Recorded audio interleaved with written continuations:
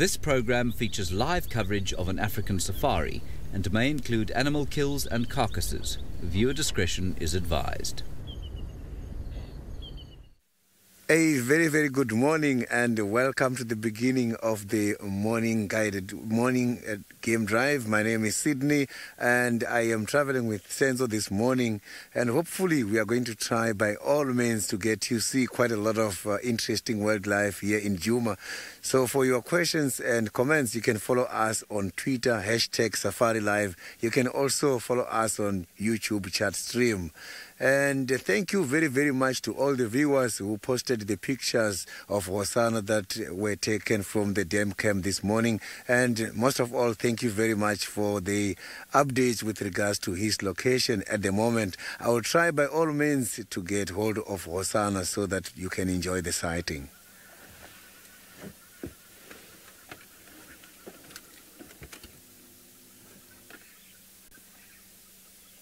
So I'm just going to try and look for Hosana somewhere around the Vuyotela pan. Maybe we might be lucky. Maybe he's still there.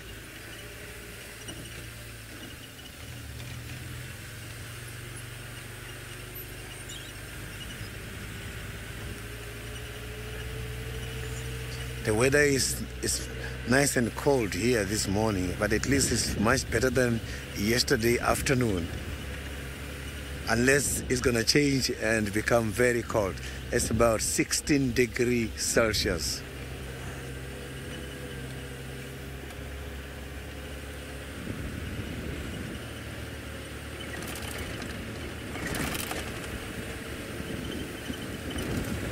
So I'm just here around the quarantine area. I'm not seeing any other animal activity here. Maybe these animals, they know about the presence of Hosana in the area here.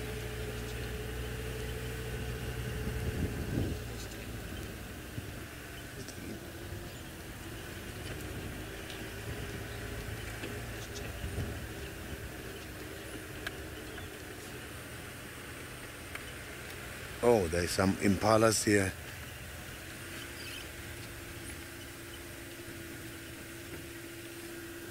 Can you see the impala Senzo there?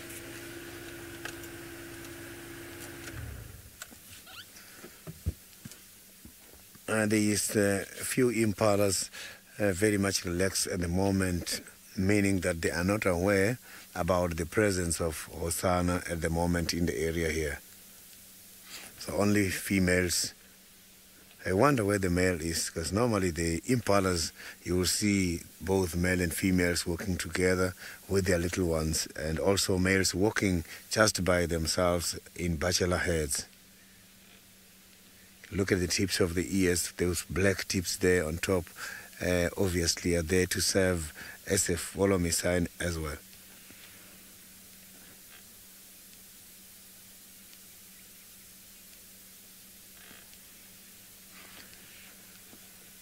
So now, let's go to the Masai Mara.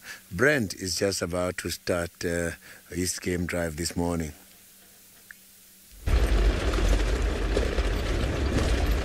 Hello, good morning, welcome. Sorry, I'm trying to find out what's rattling in my dashboard. I don't like rattles. Batteries and a screwdriver.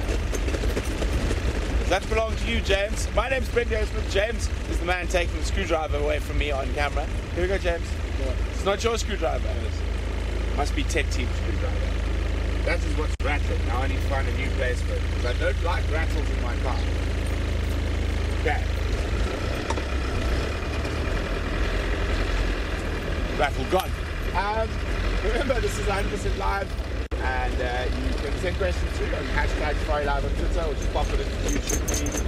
This is my last drive in the Masai Mara this year. And tomorrow morning at 0845, I will be migrating northwards to Nairobi. At 1600 hours, I will be migrating south again to South Africa.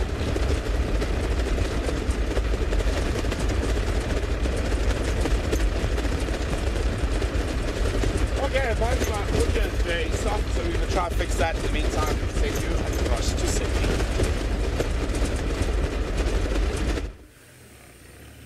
I am checking around the Vuyotela pen to see if I can find Hosanna, who is probably around here at the moment.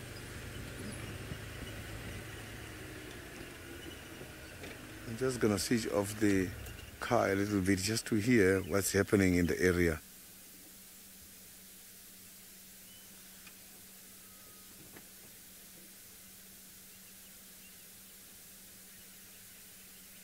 I'm not hearing any alarm call yet, but he is somewhere here.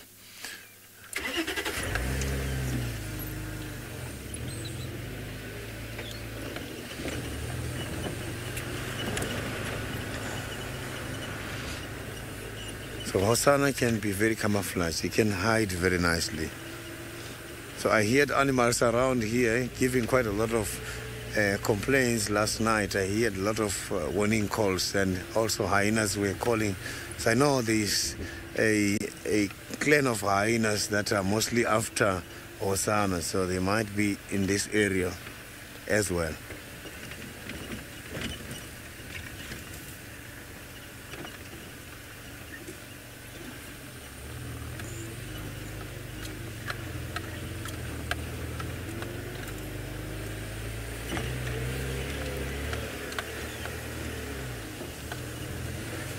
Michelle, Tandy, yesterday I saw the tracks. The problem is it was very, very difficult yesterday to judge the age of the tracks due to strong winds. But I saw some tracks somewhere deep in the middle of the Juma Game Reserve.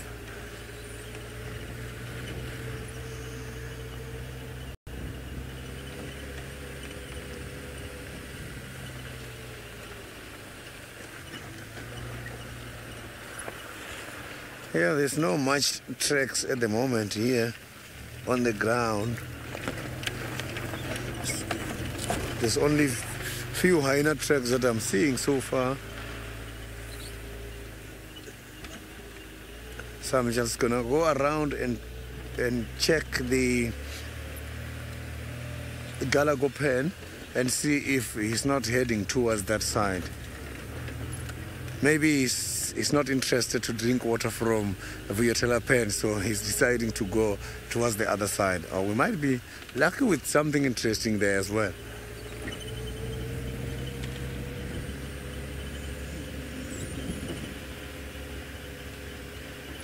So considering this kind of weather, I don't think the cat has got quite a lot of pressure to hunt in the morning. So the weather looks like it's going to stay overcast for the day.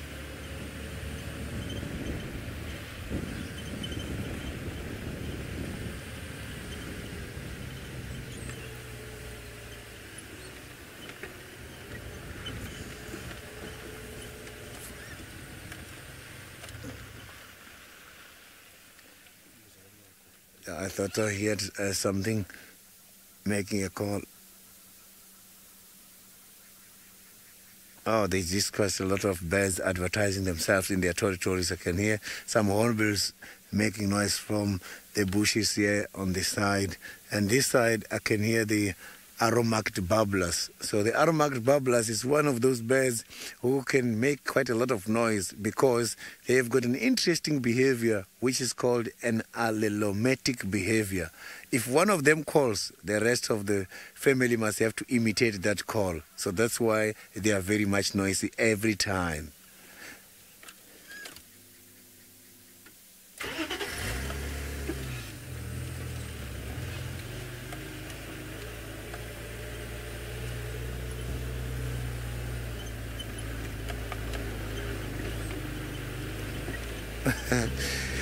Ivy, I will try by all means to find Hosanna this morning. Yesterday, I was very much sad because I couldn't manage to see any of the cats during the afternoon safari.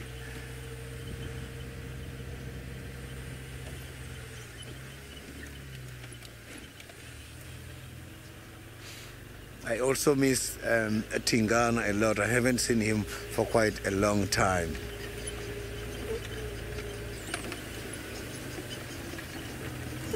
So the last time I heard Tingana sowing, it was about 3 days ago. But to see him, it was a few days ago.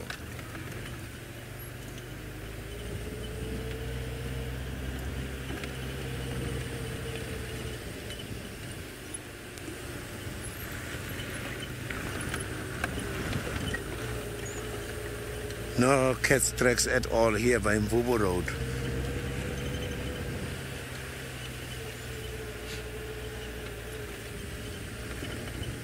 So I'm also trying to pick up the scent from the different animals, but that scent as well is not giving me the updates so far. And the wind is on my favor.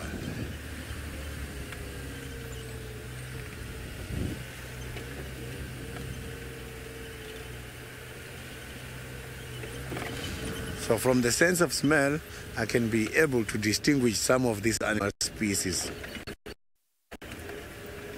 Very easy to detect their presence, specifically the cats and animals.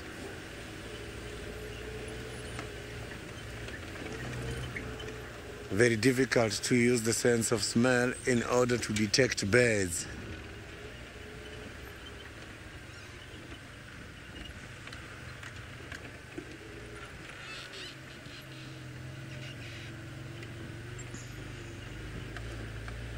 There has not been quite a lot of animal movements here on this road. As the tracks that I'm seeing here, some of them, they are just few antelopes, but the cats and the hyenas, they haven't been here.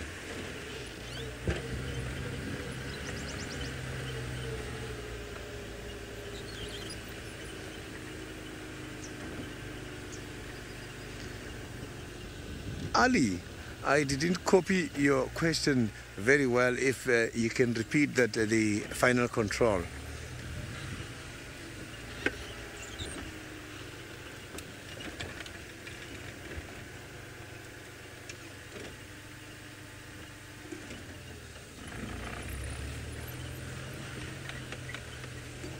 Ali, Hosanna has got a better chance in order to go through a way of the adulthood. He's still very young now, and he already started demonstrating quite a lot of activities showing that he is getting there. I've seen Hosanna on several occasions also demarcating the territory, make use of the scent marks, but he's just demarcating. There is no sign of defense, as I haven't seen him yet challenging Tingana, who seems to be the dominant male in this area here.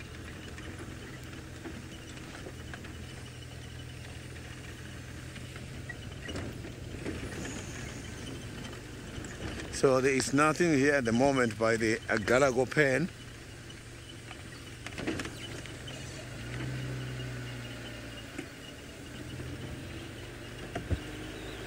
So maybe these animals don't want to come and drink in the mornings because yesterday the weather was on their favor. It was not too hot.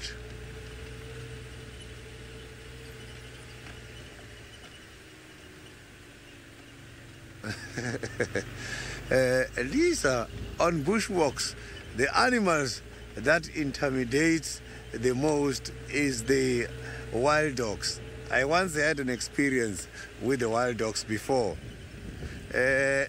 But animals such as lions and leopards, they don't intimidate. Animals that do quite a lot of demonstration on activities on guided walks, that did to me some years ago, it was wild dogs. Here, the wild dog seems to be very quiet.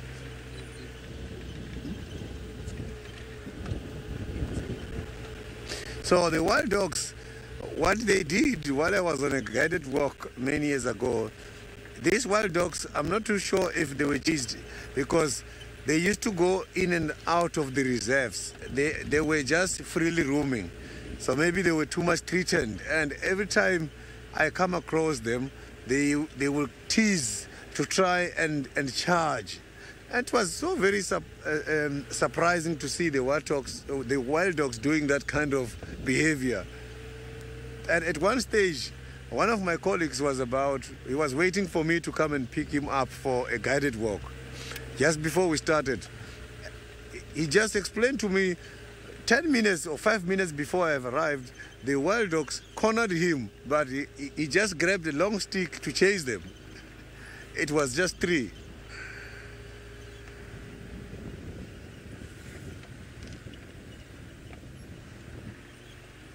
So now let's go to Taylor, who got the scrub hair.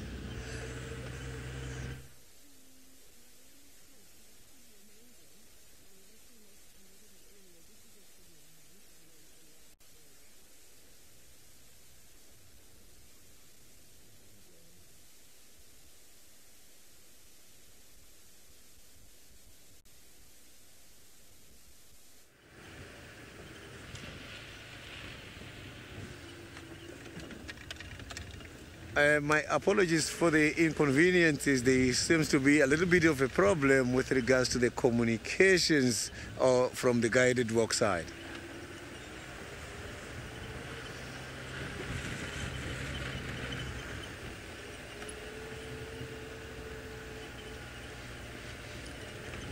So the scrub hare is one of the animals I like the most because it's associated with quite a lot of folklores there in Venda. He's regarded a very creative animal, gifted with a lot of wisdom. So a lot of stories, old stories related to the scrub hare, he always wins the battles. And he always manipulates things. I'm just going to give you an example of one of the old stories. The scrub hare used to eat quite a lot of long time ago. The scrub hare used to eat quite a lot of crops and vegetables planted by the Venda people. And one of the families decided to put a trap in order to catch the scrub hare. And the scrub hare was caught. And the elders then did not kill the scrub hare, but called a school child after school to take the scrub hare home. And the instruction given was, you must have to go home, and when you get home, please cook him and don't forget to put tomatoes and onion. And the scrub hare was listening. When they got home, the scrub hare said to the school child, did you hear the instruction of the elders well? He said, you must cook me some dinner and don't forget to put tomatoes and onions. And when they got home, the school child cooked him dinner and put tomatoes and onion. And after that, the scrub hare ate and the school child slept. Scrub hare left.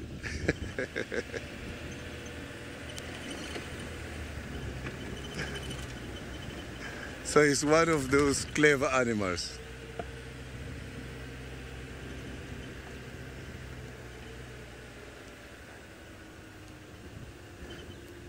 Gigi, this kind of weather, the overcast, does have a positive impact. It does have a positive impact on cats' activities, the leopard hunting activities. When it's too hot, they do catch, but the problem is the sun, the cats, they sleep long hours when the sun is too hot.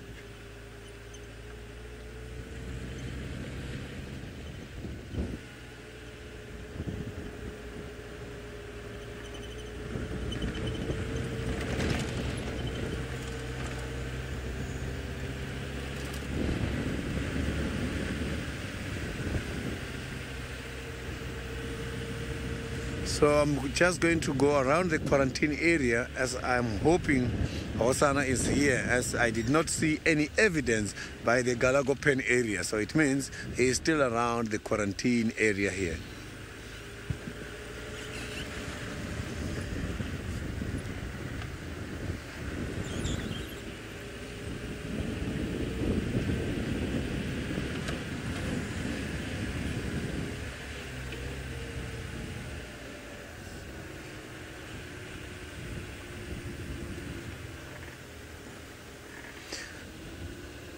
So now, let's go back to the bush walk. Maybe the communication problems has been sorted. Sorry about the gremlins this morning. And before I even talk to you, we'll say hello to you. We're just going to have a look at the scrub hare very, very quickly. That's hidden away in the grass. Now, we see them all the time. You guys watch them on the dam cams. They run around. They get eaten by Hosanna and owls and all sorts of other wonderful things. But the fact that this one is not running away from us, and I'm quite sure that it knows that we are here, it suggests to me that it lives around camp, like some of the other animals. My name is Taylor McCurdy, and on camera with me today is VM. And then, of course, we've got the almighty Herbie. Keeping our extra pair of eyes and ears out for us on this bushwalk. Now, it's still quite dark. It's very, very overcast at the moment. Perhaps that's why the scrub hare is still up and awake, because normally it would have found itself a little spot to hide away on. Oh, here's Hosanna. I'm assuming this is Hosanna. The fact that Herbie has just pointed drastically, and I saw him sprinting towards me. There he is, there he is. Okay. He's playing around the electric fences. Right, let's leave him to do his thing. Sneaky Hosana, he doesn't even know we're here. Right, so we're going to carry on now. So we're basically just walking. You can see our big repeater, so that helps us, of course, when we're on bushwalk, to pick up signal, and all the other cars to pick up signal too. But I'm not sure what our plans are from here. I think Kirby said something about going east, which will be quite nice indeed. So we're going to head that way. Maybe we'll pick up on Tandy. Who knows? Now, Sydney is, of course, waiting for Hosana or any of the other leopards to pop their noses out. Hopefully we'll send him on that way. Let's go to Sydney now.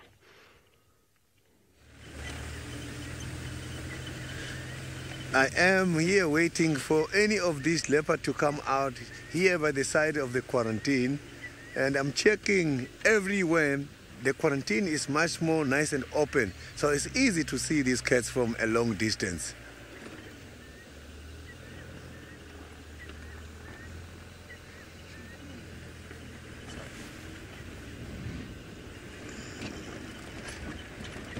A habit coming.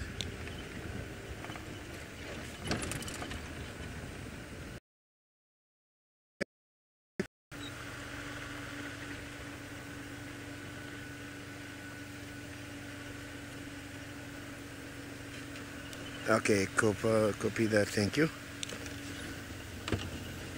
I was just trying to get the update. So now, what is happening this morning?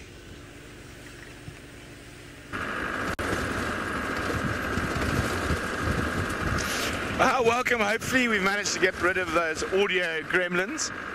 We're heading down along the river. Gonna go have a look for my last morning if Scarface the lion is around. If not, I'm gonna head towards the burn, see what's happening there.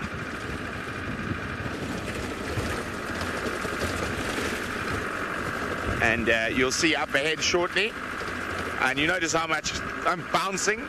So the road has been used heavily during high season. No. And the guys are ready, working this early in the morning to make sure this road is better for the next poor soul who has to drive down it. The guys do an incredible job maintaining the roads in the Mara Triangle. It's unbelievable how much work they do, and it is much appreciated once you've been bouncing over corrugations. Anna Marie is wondering, the people. I'm going to miss the people from the Mara the most. The Mara is absolutely fantastic. It's beautiful, it's stunning, the wildlife is incredible. But I'm a bushveld man,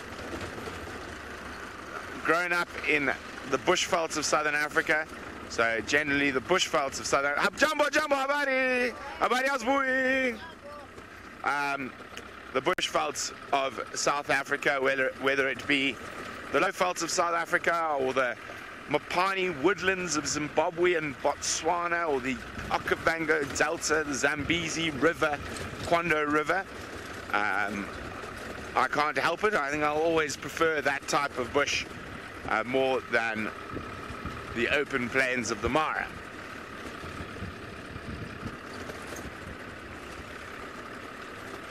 So I'm looking forward to spending some time in the bushvelds.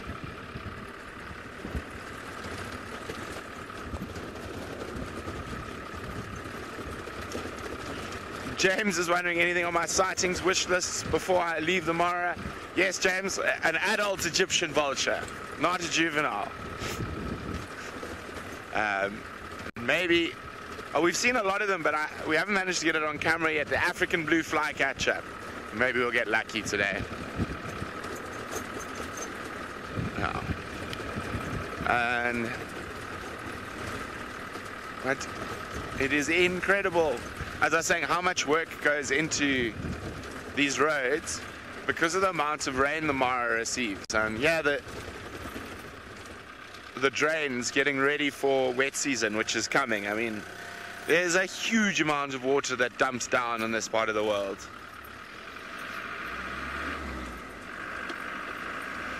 The moment, nice and dry. It is one of the drier times of the year in the Mara. We haven't had too much rain for the last 10 days or so. The weather has been absolutely spectacular. A little bit windy. This morning was the coldest it's been in a while. That is a waterbuck that looked very much like a lion. You see its head popping out of the reeds. Just the way it was sitting in the light, that waterbuck.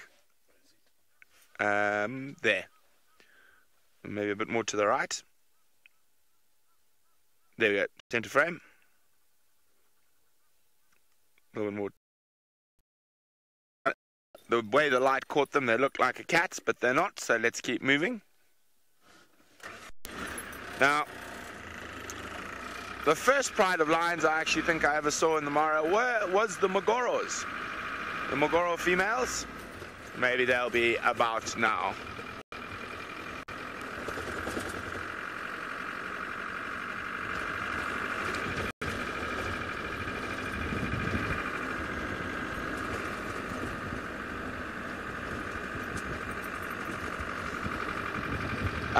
Morning, Puma. Puma wants to know if I've spent time with the Okavango swamp lions. Well, Puma, no such thing as a swamp. Well, in that area, it's a delta. It's the largest inland delta in Africa that doesn't go out to the sea. Yes, I have. I've spent quite a bit of time with the swimming lions of the Okavango. I grew up in that part of the world, so we lived there for over 10 years. So yes, I've spent quite a bit of time with swimming lions of the Okavango.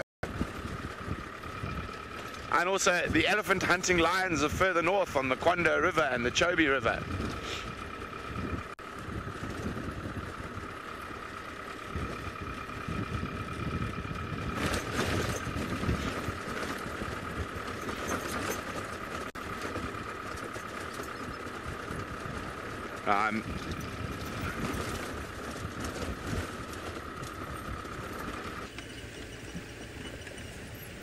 So I believe Hosana is heading down towards the Galagopen area according to the recent update. It's just that it's in between the gullies here, the dry riverbeds.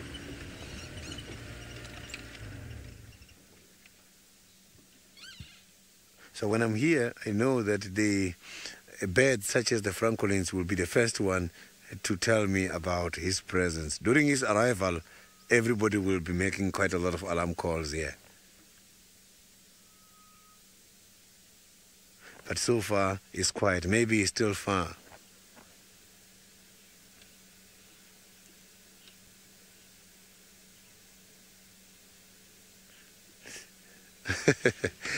Safari Sally, there is quite a very interesting story about that. You know, long time ago, the leopard was plain and the hyenas were just plain. Leopard was just white and the hyenas did not have spots. And during the dry season, there was a very big fire.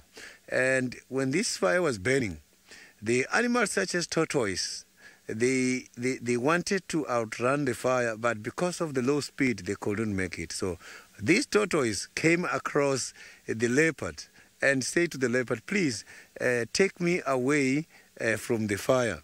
And my apologies, the tortoise first came across the hyena and asked the hyena to give him a lift. And the hyena refused. And shortly after the hyena, then there come the leopards. And the tortoise asked the leopard for a lift. And the leopard agreed. Leopard assisted the tortoise. And tortoise was a very popular artist. And he used to do the drawings and all the arts. And this tortoise was so very much appreciative, and he said to the leopard, you know what, I don't know what I can do here, but your help has been highly appreciated. I am one of the artists in the area. Let me do you something. And these leopards, these tortoises started drawing the spots and the spots. And those spots, they were all created nicely. And after that, guess what? The very same leopard who was done the spot by the tortoise went and met the hyenas who refused to assist the tortoise. And these hyenas asked now, leopard, where did you get these spots? Because leopard and hyenas, they used to come out at night. But now, because of the spots, the leopard started coming out during the day.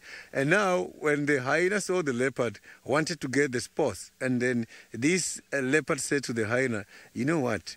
I was walking around during the day. I came across this tortoise who was stranded, asking for a lift because of the heavy fires. And then I assisted. And these hyenas realized that, oh, is that go and look for the tortoise. And then tortoise is a very good animal because when the hyena went there, the tortoise did not refuse to assist the hyena. This tortoise said to the hyena, it's fine, I'm going to do you the spot. But in his heart, the tortoise was saying, the people who did the good work deserve the better spots. And those who refuse deserve this kind of spots. That's why today, if you look at the spots for the hyenas and the spots for the leopards, they don't look the same because the hyenas don't deserve the beautiful spots same as the leopards. That's how the tortoise decided to design the spots on those two animals.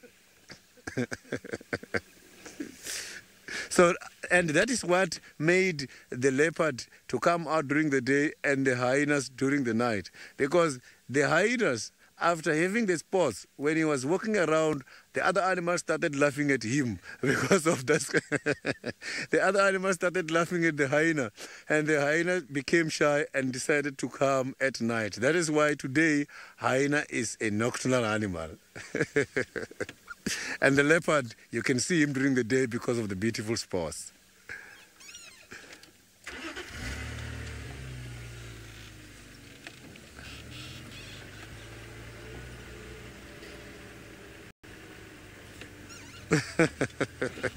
Thank you very much, Patrick, for a lovely comment.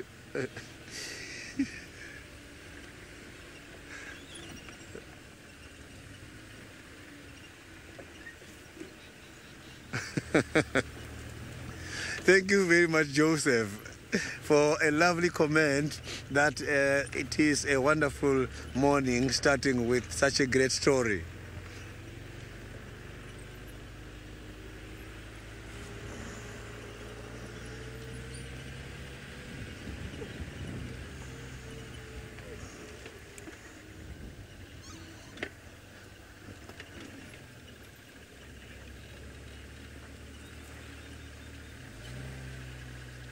Anastasia, I do have a favorite animal. My favorite animal is the dung beetle.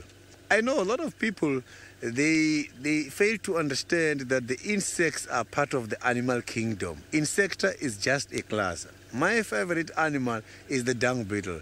And the motive behind that is the fact that the dung beetles, when they are rolling the balls every time, we don't take them serious. But let me tell you something, because of the contribution done by the dung beetles, we are so very lucky here in Southern Africa. If you come to South Africa specifically, we have got a lot of dung beetles, and the dung beetles minimize the population of flies. If you go to other countries, more like Australia, they have got quite a lot of problems with the population of flies because they are lacking the dung beetles, which has got a very important role of minimizing fly. So they are the ones responsible for the management of the flies. And apart from that, hiding the ball under the ground, they act as a natural fertilizer. So they think. Now let's go back to the Masai Mara, where Brent is just driving at the moment.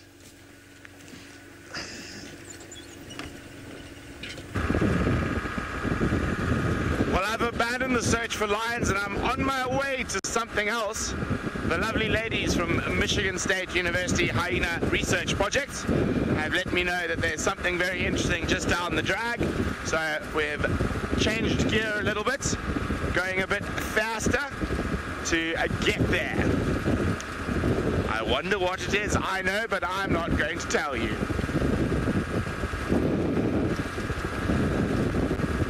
So hopefully we'll get there quite shortly. So I'm going to be going quite a bit quicker than normal just to get down there on the burnt area. So while I'm speeding along, I've got a quiz for you, and the quiz is, oh, let's make this one a tough one.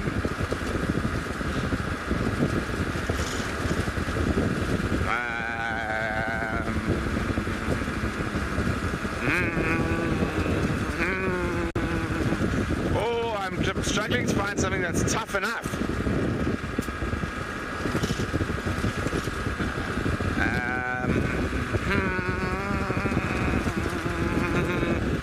Okay, I got it, I've got it. What game reserve in Africa has the largest population of African wild dogs? Hashtag SafariLive if you know the answer. What game reserve in Africa has the largest population of African wild dogs? That should keep you pondering for a while.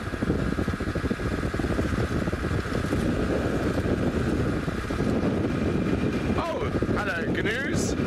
Found some of the migration. We're about to drive through them.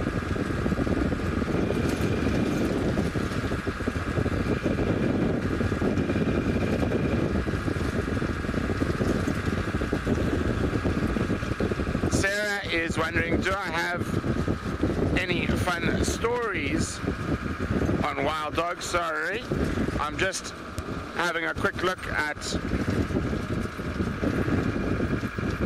the map to where they said this creature is. Now, which road to take?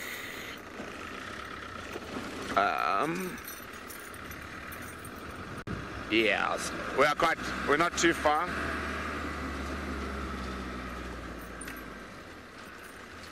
Cal6, Painted Wolf and Pippin are guessing Kruger. That is not correct. Kruger's actually got one of the smaller wild dog populations in Africa. Now, so someone's asked if I've got any funny stories about dogs. I've got quite a lot. One of the funniest ones, when I was about 14, Shamsung wonders if it's the reserve my dad set up. Pinda, no, also a very small population of dogs. But so amusing stories about dogs. I must have been about 14, 15, and I was with my parents and my little brother in Botswana, and we'd been tracking the dogs for quite some time. It was a big pack, around 22 dogs, 23 dogs. And in Botswana you've got hebeclava thickets. Now it's a type of acacia called a candlepod acacia, and they are nearly impenetrable to see underneath, and there's little tunnels and stuff in there. So my brother, if I was 14, my brother must have been 11, somewhere around there. And we got out of the car to look at the tracks, and literally all the thickets around us just exploded with these wild dogs. Shame, they got such a fright. They were all alarm calling at us. Oh, I've had lots of dog stories.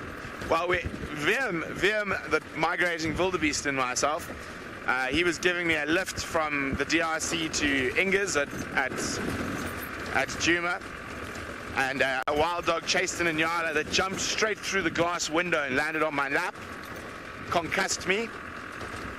That was quite disturbing. I'm still impressed that an adult female Inyala managed to come straight through a shatterproof glass window in a car. So she landed on my lap. She boxed me a little bit, whacked me in the head a bit. That's how I got the concussion. And I managed to turn her around, and VM always said it looked like I had a really big dog sitting on my lap, and then throw her back out the window because she damaged the door. We couldn't open the door from the bend. Yeah, and then now Jamie will remember some of the funnier things I said when I was concussed. I think somehow my mother found out about it quite quickly, and I think I meant to say news travels fast in this part of town or part of the world, and it's something like travels fast news world. I was quite concussed, but yeah, that was quite a funny one. There's a video of it, or the aftermath of what that Nyala did to VM's car somewhere. I can see the hyena girl's car, so we're getting closer. But we're still about 1.5 kilometers or so away.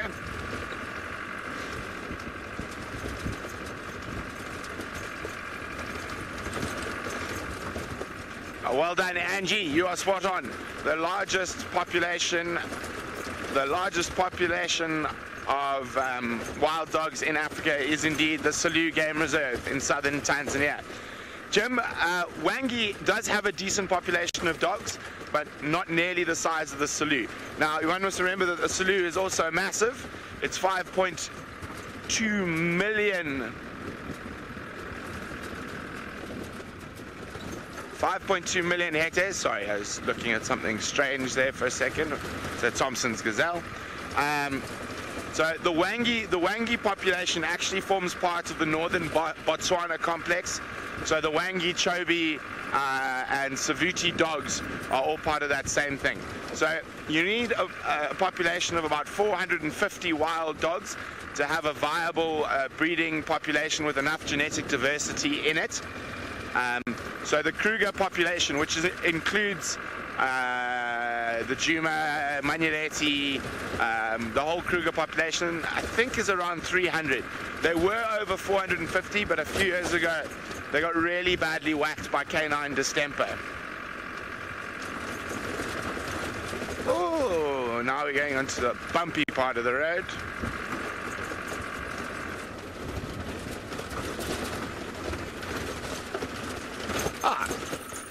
Hi, Melanie. Melanie says she saw a pack of 16 dogs back in February in the Selous. Well, for a couple of years, way down south on the Luego River. So I do have a very soft spot for the Selous and those massive sand rivers. Oh, bouncy, bouncy, bouncy. This is a very bouncy road. Okay, I've spotted what I'm after, but it's going to take some maneuvering to get there. So let's send you across to Madam McCurdy, who's getting her morning exercise. Oh, yeah, part of it, yes. Other than that, and running my mouth and talking all sorts of nonsense, so I'm doing 2 different types of cardio today. But look what is up in the tree, just over there. Oh, hidden in between the branches, is actually perfectly framed by all the branches, is a Wahlberg's eagle. Now, I'm suspecting that it's Mr. Wahlberg's, because we're not far away from the nest at all. And perhaps he is out searching for something to eat, something to take back. Or maybe he's just going to try and feed himself. I don't know where Mrs. Wahlberg is, but the birds were not particularly impressed by his appearance this morning. They were all alarming. There's still quite a few of them jumping about. And it was quite funny. I couldn't work out. I was staring at a bird party. They were just down on the ground, just sort of wrestling around in the grass. And the next minute, they all flew out in a flat panic and into pretty much like a buffalo thorn, like this. There was a couple of them that were broken down and all fallen on top of one another. So they flew in here, and you can see that these trees have got lots of thorns on, so it's nice protection in here. And then they all started alarming. So at first I thought maybe there's a cat or something, but then I looked up, and literally soaring right above my head was the Wahlberg's eagle. So they weren't standing for it whatsoever. And I better be careful, because there are quite a few birds hopping around on the branches just down below it. But if a fork-tailed drongo comes on through, it probably is going to go and bop it on the head. I don't know how brave the babblers are going to be. Those are the ones that are hopping all down on the lower branches. And you can hear them. Maybe you can hear them.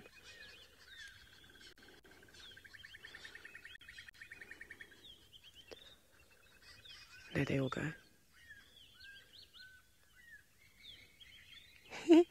Everyone, how beautiful. You had the beautiful dawn chorus first, and then you had the panic as that Wahlbergs flew off. But Kelly, I'm glad that you enjoy listening to the sounds of the bush early in the morning. It's one of the prettier things.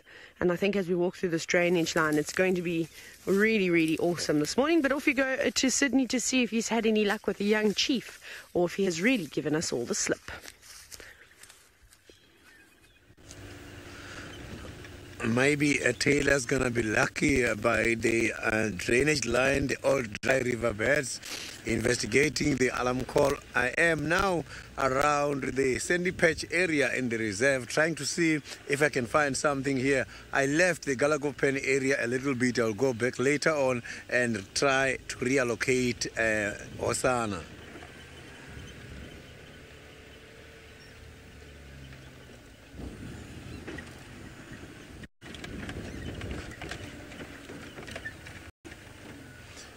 Everywhere is just very quiet this morning.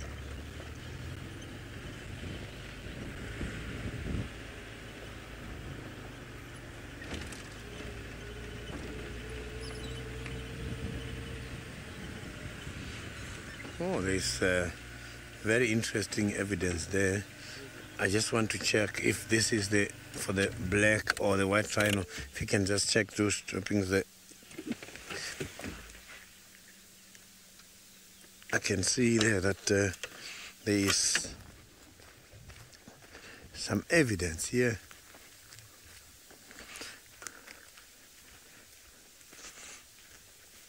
Oh, when I was there, it was more like the droppings for the black rhinos because of these small pieces. But I can see this is the white rhino droppings. I know a lot of people, they've got a confusion between the black and the white rhinos droppings. So the difference is that the black rhinos, their droppings inside, if you open and check, is consisted of some twigs and leaves which are not finally digested. Twigs and leaves from the trees. And the white rhinos is just grass. So that's why the white rhinos, they are grazers because of what they eat. These are so the black rhinos are browsers. So, but these are all from the white rhino. I'm just trying to make you understand the difference between these two species. So if you see only grass, it's a white rhino. If you see the leaves and the twigs, which is not finally digested, it's a black rhino. So in the color as well, the black rhinos, they are more dark. The white rhinos, they are more dark. Black rhinos, they are more light, like the elephants. But these ones, they don't have any smell at all. When they are fresh, it's when you can pick up some kind of smell. So these droppings, they can also be used in order to trouble some space when one is pregnant. So in order to enlarge the space, people can be able to come and eat these droppings, and they are going to help, and they don't even affect the newborn. So the elephant droppings is the one that is recommended the most, but also for the rhino as well, the people drink in order to quicken birth. So also when the birth is getting much longer than expected, so people, they come and they eat this, then it's going to help them. Okay, let's carry on.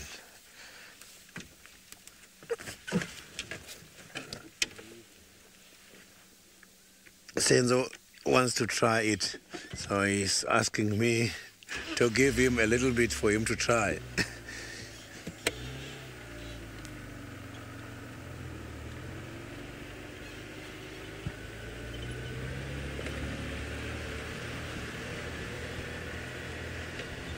Bobby, in Southern Africa, we have got about two types of rhinos.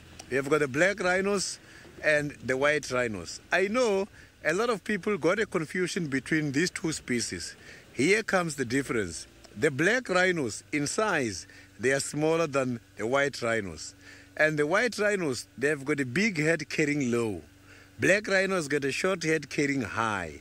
And the black rhinos, if you check, their horns are more or less the same size. White rhinos, front horn is way much longer than the back horn. And the black rhinos has got a small hump here, whereas the white rhino has got a big hump. Reason for the black rhino to have a small hump is to be able to extend the neck like this so that they can reach the leaves because they are browsers. And the reason for the white rhino to have a big hump here is a muzzle which is there to support the big head carrying low for them to reach the grass. So black rhinos are browsers, white rhinos are grazers. And their tracks as well, they don't look the same. The black rhino's track, at the back of the track, it forms V. And the white rhino forms a W. So the back of the black rhino, you will see a V shape. Of the white rhino, you will see a W shape for white rhino. So the black rhino has got a hook lip suitable for browsing, whereas the white rhino has got a square lip suitable for grazing. So now let's go back to the guided walk and see Taylor has got some elephant dunks. My goodness, look at this. We found life. Initially, I thought that I'd just kicked up a piece of grass and it was moving, traveling with a light breeze. And I thought, oh, that's a bit strange. It looks like it's now running along the sand. It was a young praying mantis. And very well camouflaged for this time of the year. Good choice of clothing. I believe khaki's back in again. How awesome is that? It's tiny, tiny. I'm not going to be able to give you a reference or, you know, just because if I put my hand next to it, it's going to run away. But it is still really small. Then you get others that are slightly smaller. Perhaps this is one of those slightly that you all guessed. Well, I'm not sure which cheetah it is, but we got here 2 minutes too late. The ladies from Michigan State saw the kill literally 2 minutes before we arrived. It could be Kenya. It's not too far from where Scott last saw her. Looking very impressed with herself. Another baby Tommy. She, as I say, she seems to be having a baby Tommy a day at the moment.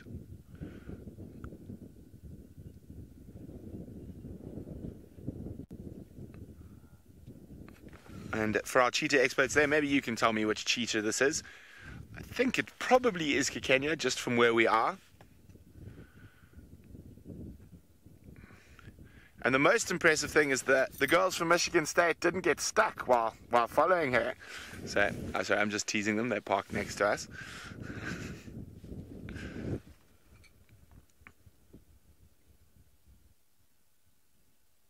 Very, very beautiful.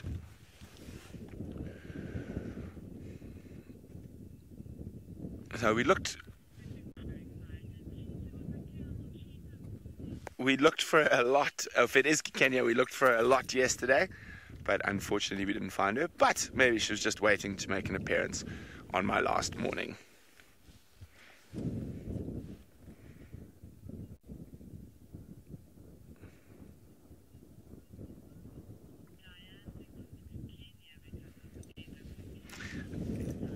Diane, I agree with you. I also think it's Kenya, and also based off the end of her tail.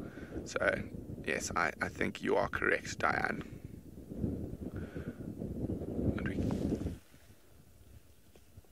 Yum, yum, yum, yum, yum, yum. Baby Tommies. Shame. And the herd of Tommies that this baby probably came from is standing quite close by watching.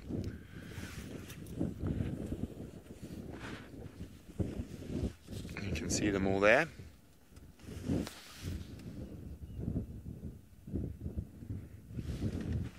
Very cool, windy morning. So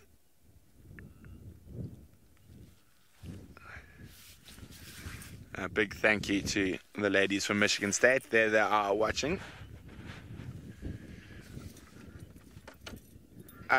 So when we talk about the tail, I'm just trying to get you a view of her tail. She's got quite distinct bands on her tail that are quite close together, quite big, wide black bands. but unfortunately I think you can just make out her tail in the grass.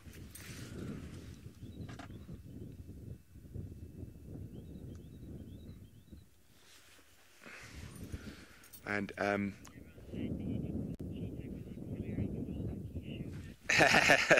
yes, I was wearing my lucky sugar this morning, so that's apparently why we found the cheetah. Now, but as I said, it was the ladies from Michigan State. Actually, I will wait. Let me just see.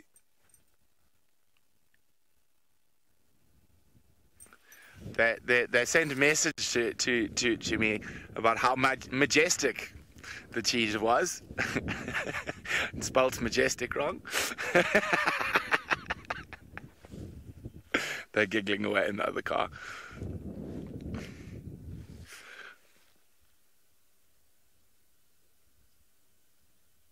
So she is making short work of this little Tommy. She looked quite hungry, so she might not have caught yesterday. But they really, the cheetah really take advantage of the baby Tommies at this time of the year.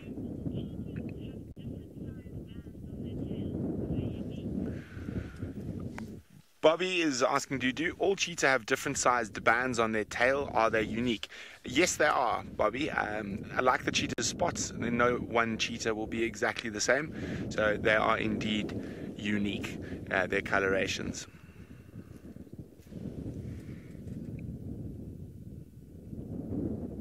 Just like leopard as well.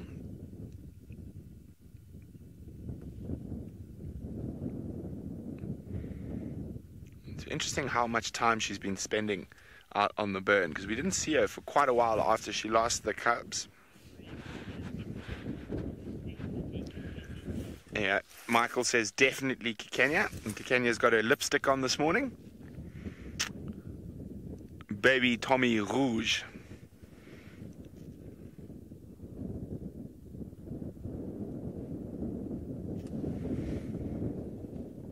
Oh dear, we have been spotted by other vehicles. And we'll stay here for as long as we can, but as I say, it's a 5-vehicle rule.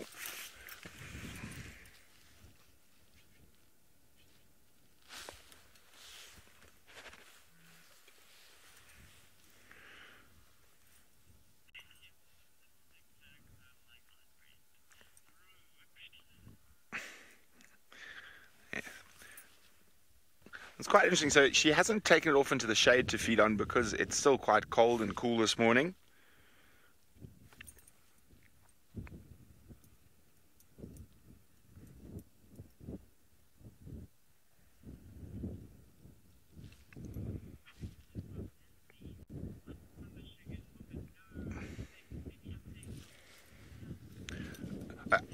Nancy wants me to ask the ladies from Michigan State, do you have any updates on Waffles Cubs?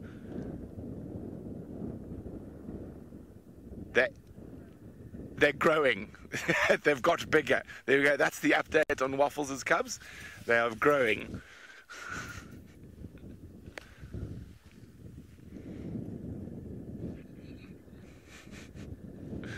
So all well and healthy at North Clan. So they actually found this cheetah. We're in happy zebra country. So they were looking for happy zebras when they found this beautiful cheetah.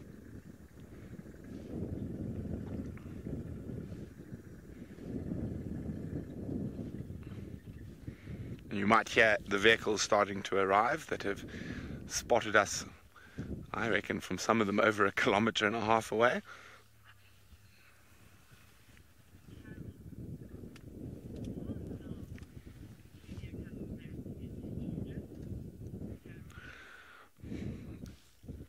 Morning, Carol. Carol would like to know how long before Kikenya comes back into estrus. I'm not sure. I think she's probably been in estrus already. She could have very easily been mating with those 2 boys down in the Serengeti. So I think since she lost the cubs, she's almost certainly been in estrus already. Now, cheetah estrus cycles are very, very interesting. They're very different from the other big cats. And it's one of the reasons why they have trouble breeding. So unlike lions or leopards, where the females will pretty much mate with anyone and everyone when they get the chance, leopards in particular. Females, to get their full estrus cycle going, need to be able to turn down males. So they will often turn down 2 or 3 coalitions or single males before actually mating. So that's what can make the mating process for cheetah a little bit more difficult. Here we go, just got her head up again. Achoo! I was a bit late on that one.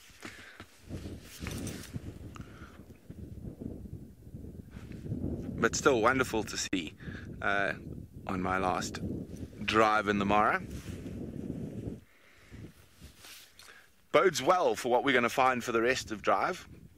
As I say, we'll stay here for as long as we can, but there are quite a few vehicles on their way here.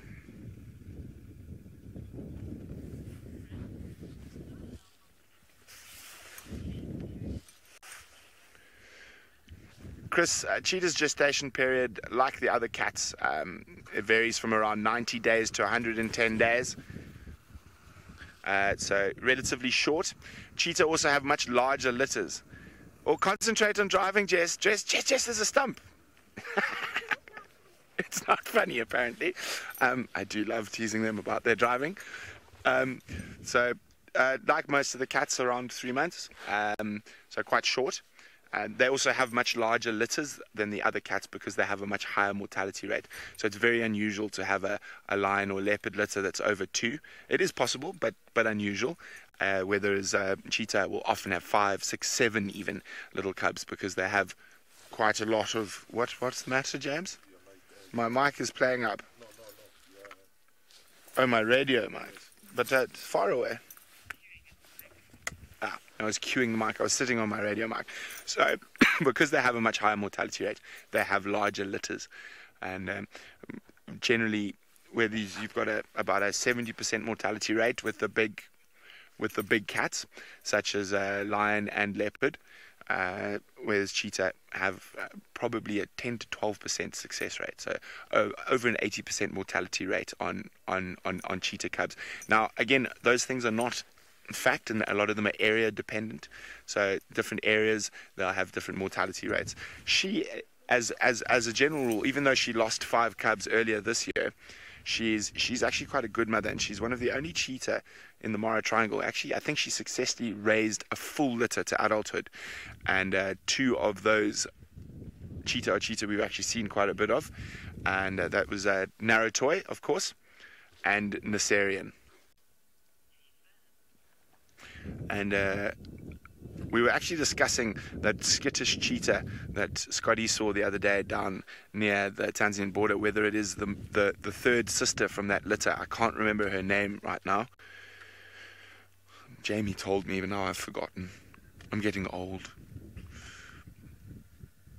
But we wondered if that was not possibly the third sister from that litter, but it's difficult to say.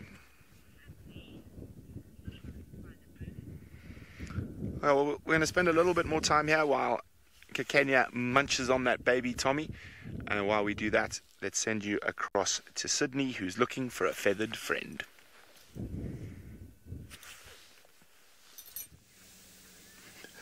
I've got very beautiful squirrels there. I don't know what these squirrels are eating there, but I can see they are very busy with something. So the squirrels are one of those animals I've got to be very thankful for giving me the updates, because every time when there is a predator, they do also join the alarm calling. Squirrels are one of those animals which can be able to gather animals during the rainy season when the fruits is still highly available. So they are now on top of the marula tree, and when the marula fruit is occurring, these animals can be able to take them and hide them under the ground somewhere in order to eat now during the dry season. And they've got a very interesting theft, they've got a very interesting anti-theft system here. You will see sometimes they dig on the ground and they give some false holes, and they also put some of the food, but they can be able to detect where this food is. They will put food here and they will put it somewhere as well, a lot of different areas, but they must have to keep moving it, but they leave a scent there. when they get to those areas, they can smell it and be able to reallocate where the food is. That is very much clever. They are always proactive.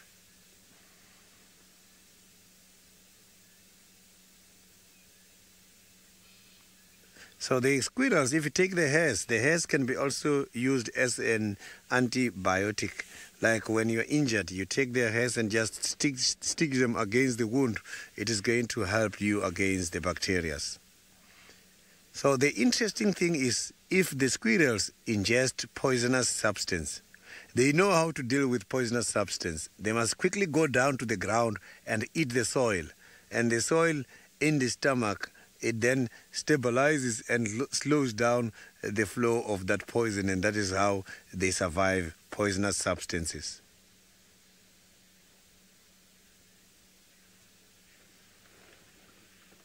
So you can see now they are just jumping off and hiding.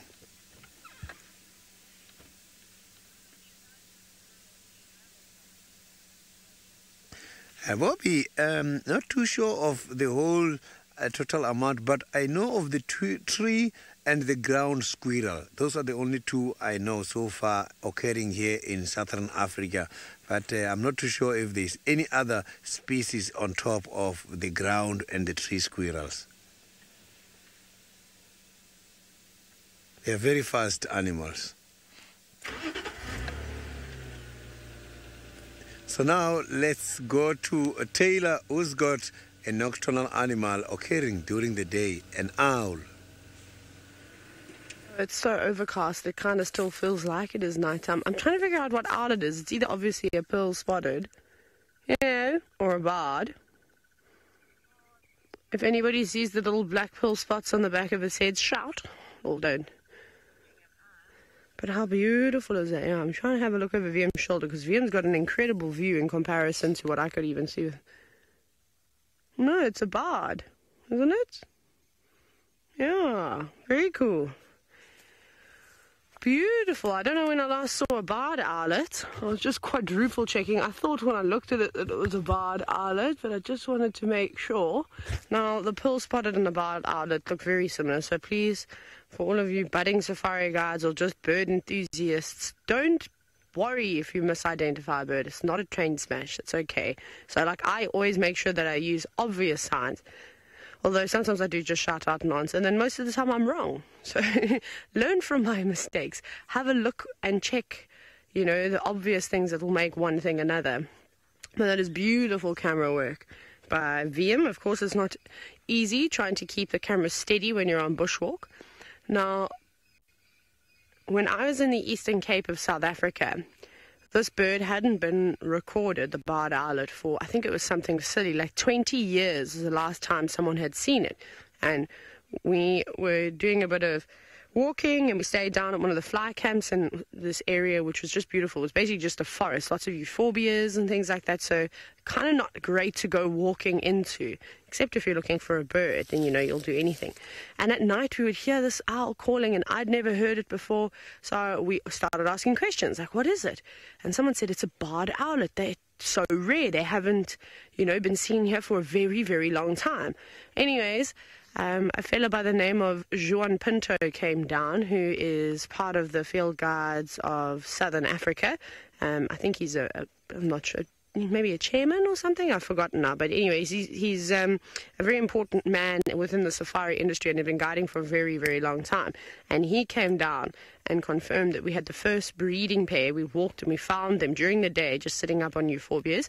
We did use calls to call them in, as of course we were trying to just confirm that this is the bird species that we had, and he came and confirmed it. Now I believe that they're doing a study with one of the universities called Rose University, which is in the Eastern Cape, which is pretty epic. So a species that thought was, you know, gone forever, it was just there. It just took them a bit of time to breed up, which was really nice. So a very nice little owl to see. Out here, however, they're exceptionally common. You see them fairly often, and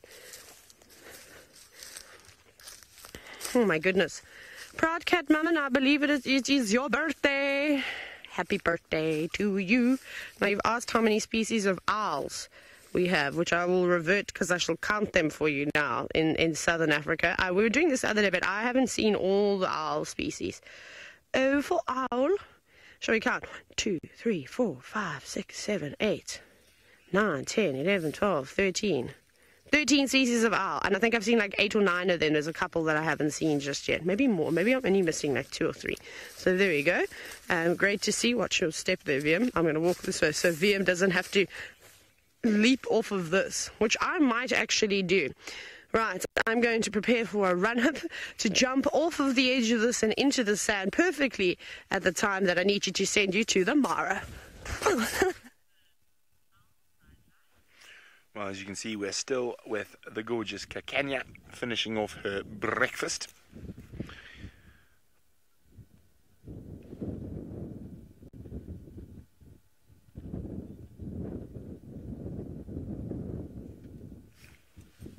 Making very short work of that little Tommy. The bones aren't fully developed, so they're quite soft, so she will be able to crunch through quite a few of the bones. On a larger Tommy Impala, she wouldn't be able to. So in a lot of ways, focusing on little Tommies is a good way to make sure she gets as much nutrients as possible.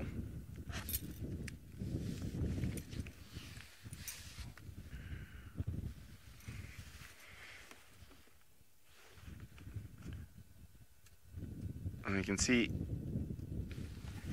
on a baby Tommy, it's not really as important where she starts feeding from.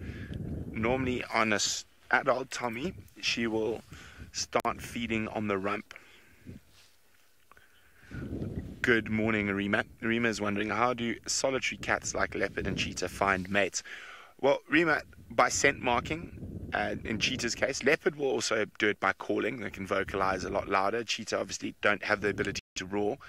The hyoid apparatus is fused. But so the cheetah, by scent marking, when you see the cheetah sort of spray on a gardenia tree or a prominent balanites tree, that's marking and letting everyone know lots of information. Am I an estrus? Am I not? Cheetah, because they have such large home ranges, sometimes it's a bit more difficult for them to find a mate, but they do succeed. So they will, and they do it by scent marking. That's how they do it.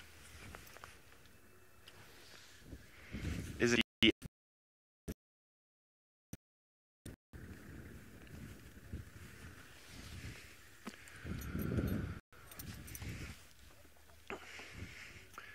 Yeah, so we must have missed. The girl said, yeah, we missed it by about 2 minutes. They could see me on my way when she caught it. Choo-choo, a choo-choo. I think it's my last drive. I'll sneak a few more photos than normal.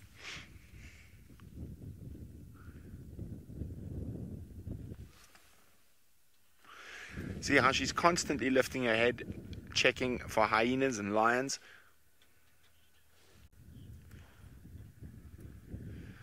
Tom is wondering how old she is. I think she's 7, if I remember correctly. 6 or 7?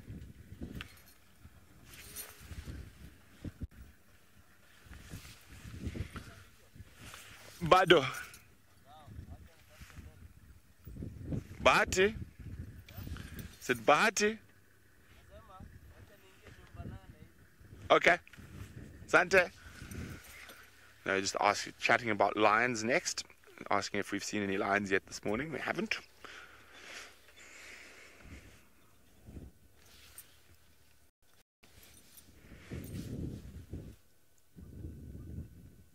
Now, she's been hanging around on this far northern burnt area for quite some time now.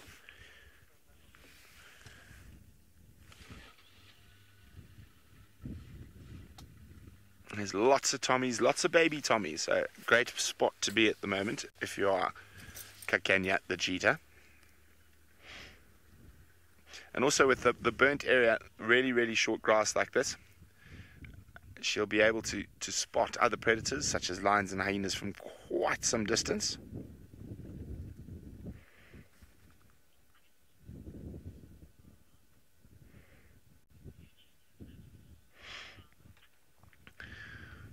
Morning, Bob. Bob is wondering how long or how old do cheetah live to? In the wild, it's very uncommon for them to live too much beyond 10 years old. In captivity, they can live up to about 20. So it all depends on where they are. But in the wilds, very seldom beyond 10. And you can see how now she's turned her head sideways and she's using those premolars and molars to cut through the fur and skin.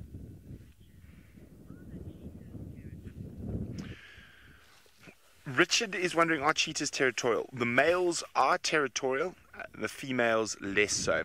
The females range in large home ranges, but the males will be territorial and defend their territories against other males.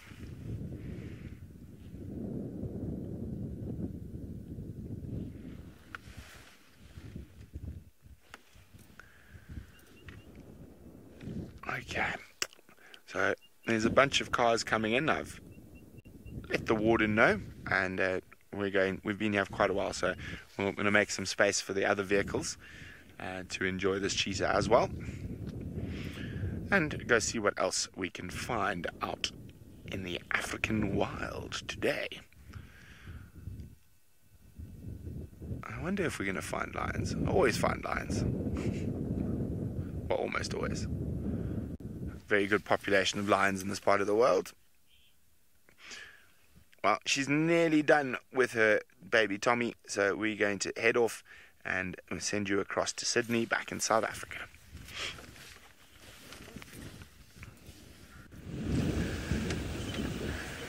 It has been a lovely sighting with the cheetah having some breakfast this morning. I have just got the updates that Hosanna is now out by the southern side of the quarantine. There is a sighting at the moment. I am just quickly rushing there. Now I can guarantee you Hosanna sighting.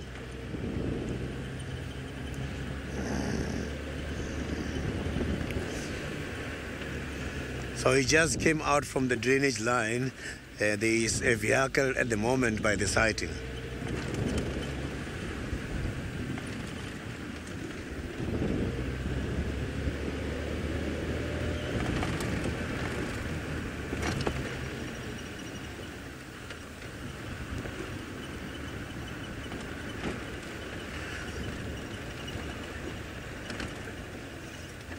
Rosinda, the information about the cheetah, I am not very well updated about the cheetah you are referring to, which visited the area maybe some weeks or month ago. But I just heard there was a cheetah sighting much more towards the private concession last week. I think regularly they are seeing some cheetahs by the private concession that we are sharing the borders with.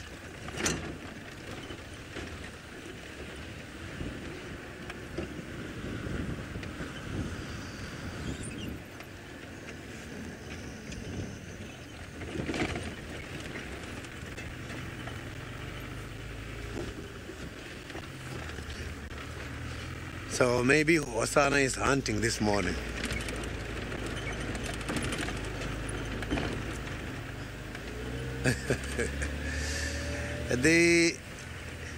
My experience with regards to that, it was some years ago. I was on a guided walk in the morning. I was leading a guided walk, and I was working for the South African National Parks, based at Marakele National Park. And my guest for that day in the morning, it was the anniversary. And I asked them, what would you like to see the most this morning? And all of them said, we want to see the lions on foot. Then I said, okay, right, let's go. Off we went. When we got to these lions, there were 6, and they were coming towards us. Maybe they were at a distance of 150 meters. And as they were coming 80 meters, they splitted.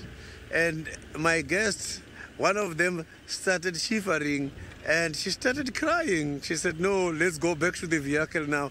Problem is the vehicle was on the other side where the lions were coming from. And I could see this situation. Now I'm dealing with the lions coming who are not charging, who are very relaxed, not worried about anything. And my guest is crying. Now I'm getting confused. And apart from that, then I said to the husband, please speak to your wife because I've got a situation to deal with here. And then the husband also started crying. The husband also started crying. Then it was a situation, and those lions came, and at a distance of about 15 meters, 10 meters, they stopped and looked at us, and they avoided us and just go away. So that was the most scariest experience because I was under pressure because people were crying, although the lions were not displaying any aggressive behavior.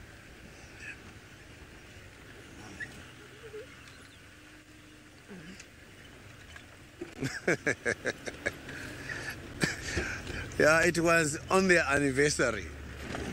A lot of people on their anniversary, they want to experience something very special. So those ones, they thought what they can experience very special and which will become unforgettable, it will be lions on foot. And then it became an interesting one, and I'm sure it was unforgettable, and it is an unforgettable.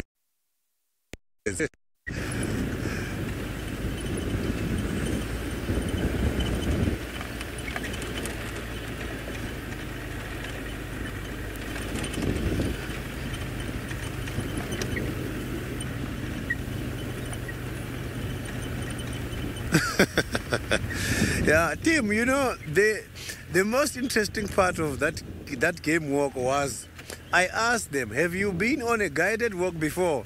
Then they explained they've been to quite a lot of places before, they are used to these things. But when we got the lions, now they can see the lions, the problem started. But to me and my backup, it was fun. So now let's go back to the guided walk and hear what Taylor is seeing at the moment. I'm not seeing or hearing much. I know I talk nonsense. I can hear the birds, but you won't be able to hear them very well. Let's try.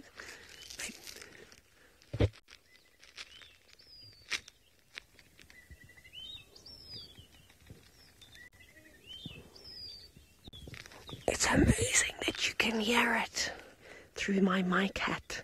I was trying to enhance the sound. I don't know what that would do. It was stupid. Well, so we're struggling this morning on this bushwalk. It's very quiet. There really isn't much around. I was hoping that we were going to see some of the flowering boerbean trees, or perhaps I also started to see the wisterias turning purple, which was pretty cool. So they're starting to get little flowers now. Hey? Where are the elephants at? Remember all those animals, elephants who used to walk all the time? I'm just checking. Nikki, this is fairly normal for this time of the year. So the thing about the Sabi Sands is, sorry, I'm fixing my earpiece now because it always falls out, is that, what was I going to say? We're talking about the drought, right? I'd say a complete, how's that goldfish brain just kicking in all of a sudden? Oh, wow, goodness gracious, that you literally watch the memory go and then out of my ear and into the wind. Anyway, so it is pretty normal for this time of the year for it to look like this. We typically, sometimes you get lucky and you get a downpour in August, September, maybe 20 or 30 mils of rain. We haven't had that yet. And then the rainy season really only kicks off October, November. So before then, the dramatic change that the Sabi Sand does from green season to yellow season, so from the rainy season into dry season, which is our winter. We're out of winter now and into spring. It's unbelievable. It's like this place turns into a semi-desert. Not quite, but I mean, it's naturally very sandy anyway. So yeah, it's quite tough. It's very tough for the animals. That's why I suppose the animals can get bigger in the Mara, is because there's a constant source of food all year round. And there aren't too many areas that do that. For another example, in Zambia, and I can only talk about places that I've obviously worked at, so I talk about the same places often. But Zambia, the same sort of thing happens. They have the rainy season from November all the way to April, or the end of March, and it's hectic rain. And it transforms basically what would look very much like the Sabi Sand in terms of dryness. The vegetation was different. I was actually telling VM about it now, where you get the escarpment in the Lower Zambezi National Park. So this is quite far south, almost on the border of Mozambique, of part of Zambia. And basically what happens is from the escarpment, you'll get sort of palm thickets, lots of mapani, but then it's open plains, which are, of course, the grass stands nice and tall. And then you get the anna trees, the Fade Herbia albizia trees, all lining the Mara River. Not Mara River, the Zambezi River. So used to saying Mara River now. And once dry season arrives, so any time from... Once the rain stops, I suppose it dries out. But September, October, November are particularly dry. It's just like this. It's sand, there's no grass. All the animals have to come down to the Zambezi River to drink. And it takes, again, a couple of months for it to turn all nice and green. And there they get so much rain that you can't even do safari. You can't drive around there at all. It just becomes like all this floodland. And it's filled with water. But of course, the Mulwati drainage system, which is just down and off to the left of us, doesn't really fill up. I've only ever seen it ankle deep before. And that's it. But perhaps we need more big rain in order to fill it. And Liam and I were just chatting about Vuyatela Dam as well. I think that probably filled up in 2012. And since then we haven't had big rains like the last big floods, which were in 2012 in this area. So, pretty interesting. But we're going to carry on and see what we can find. Or if you go back to the Mara with Brent, who's on a bumble. Welcome back to the Mara, where it's dry for the Mara, but nothing compared to the bushveld. Now there are parts of Kenya that will also get dry. Up north, Samburu, to the west, Savo, even Amboseli is more dry than here.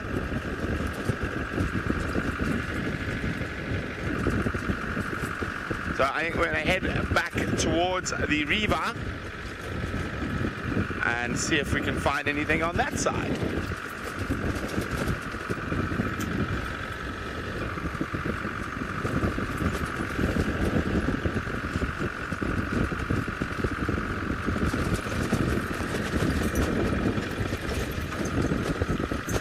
Still quite windy.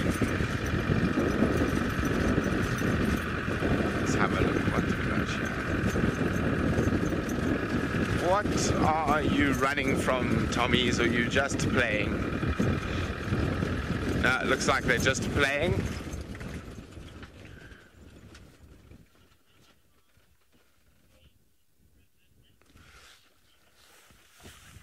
Ravinda is asking how cold is it presently in the Mara.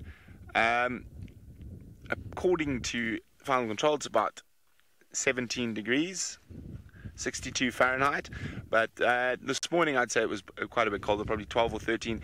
Now, even though the thing that makes it quite cold is the wind. Here we go, some little sparring from some little boys. It's a little bachelor group. So they're chasing each other around. And the young boys, just coming out of their teens.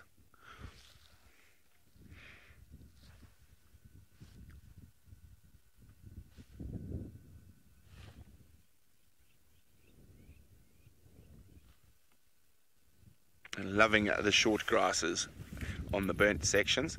A lot more Tommies around this year than last year just because of the short grass.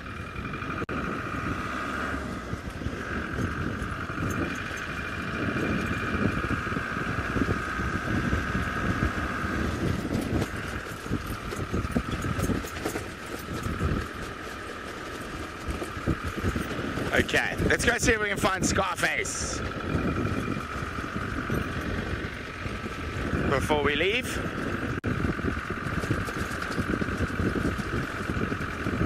Ooh, windy, windy, windy, windy, windy.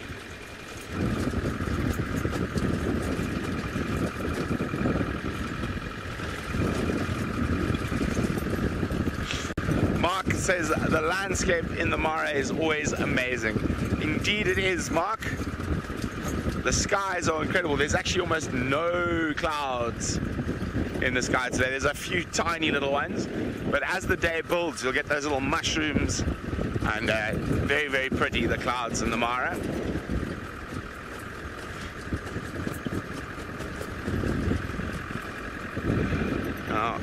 The Mogoros quite like this area as well, so having a look around here.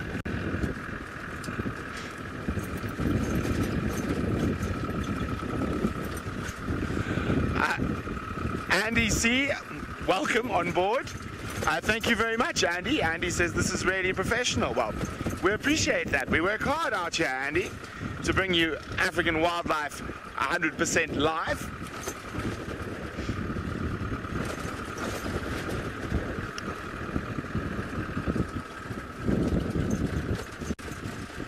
I got a Superb. It looked like a Superb. I can't see the front yet. Ah, it's flying away. Darn it.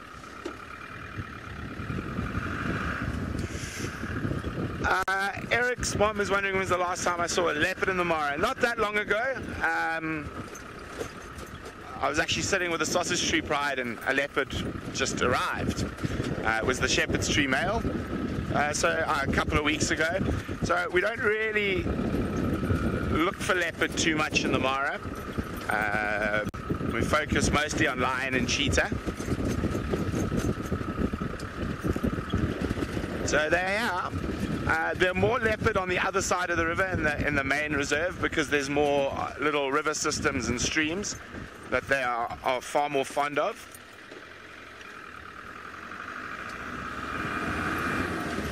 But we'll go see what we can find now down towards the river. Who knows, maybe we will find a leopard.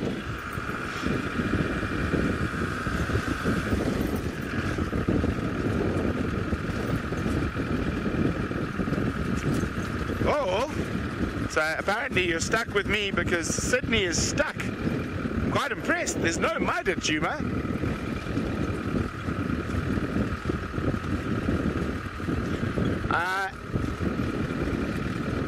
Maybe we need to give Sydney a lesson on the Marshmallow Club. But I don't know what you call the dry Marshmallow Club. So someone was asking about the fire in Tanzania. It's still going. We can see that's line of smoke over there. I'm trying to think, what would it be? What would you call it if you get stuck when it's dry? I'll have to think about that one.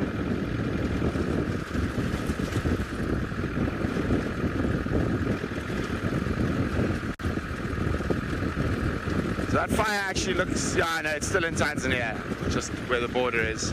But that's all smoke from that fire. You can see how strong the wind is, because here's the front of the fire. And look at that line, how the wind is blowing the smoke.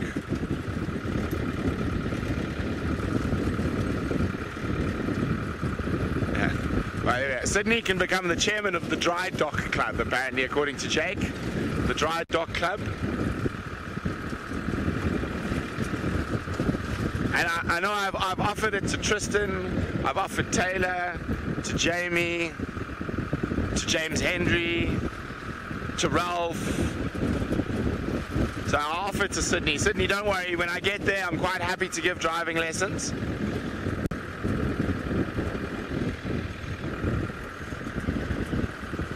Nikki, which car is Sydney in? I want to know which vehicle Sydney is driving. Because there are certain vehicles that are better than others.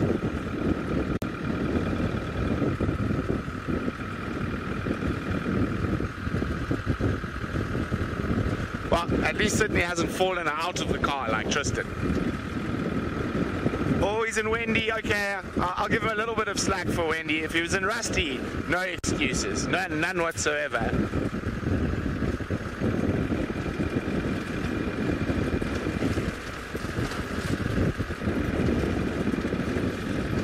Okay, so the last place Scarface was seen was up here near the Serena airstrip, so we're going to have a quick look around here.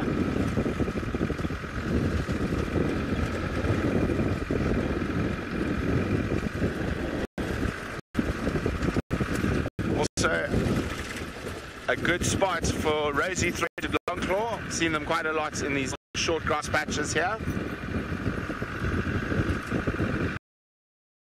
I think we're going to have to let Sydney off the hook because he's managed to get unstuck.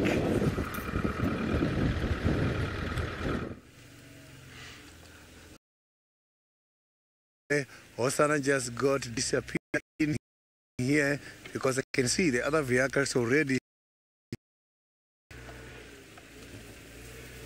So I'm just going to go around and see if we can have a sighting from this side.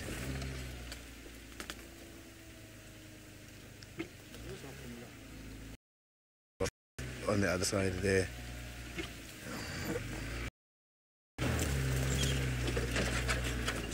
So I'm not very far away from where Hosanna is. He is not far. He's just somewhere here by this drainage line.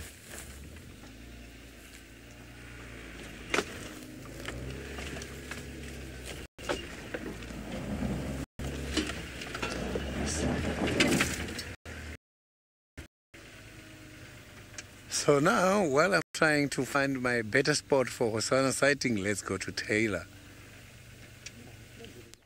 Right, so we're down at Treehouse Dam, and we're just having a little look around. Not Treehouse Dam, Twin Dams. There's not much here at all. We got excited, we thought we saw something running around. We heard a vehicle, we thought maybe there's wild dogs. No wild dogs. Anyways, one of my old favorite things to talk about. I think this is one of the more fascinating things. You get a really good reaction from guests when they see this for the first time, although some of you have seen it many, many, many times. But basically what's happened here is we know that Twin Dams, unfortunately, it's not the greatest spot to have a drink because the water is quite gross. It is gross. That's the only way to describe the water. It's putrid. Doesn't look nice at all. Anyways, it's great to have a mud bath, though. I won't be rubbing myself full of that with mud, or that mud, in fact, just because, like I said, it's gross. There's lots of things that have been sitting in it. But for the elephants, for the buffalo, for the hippos, the rhinos, the warthogs, even the hyena and wild dogs that like to sit in the water, this is perfect for them. And the mud definitely helps with cooling the body down quite nicely, and that's why you'll see buffalo sitting in it and wallowing in it all day long. Rhinos do very much the same thing, and warthogs.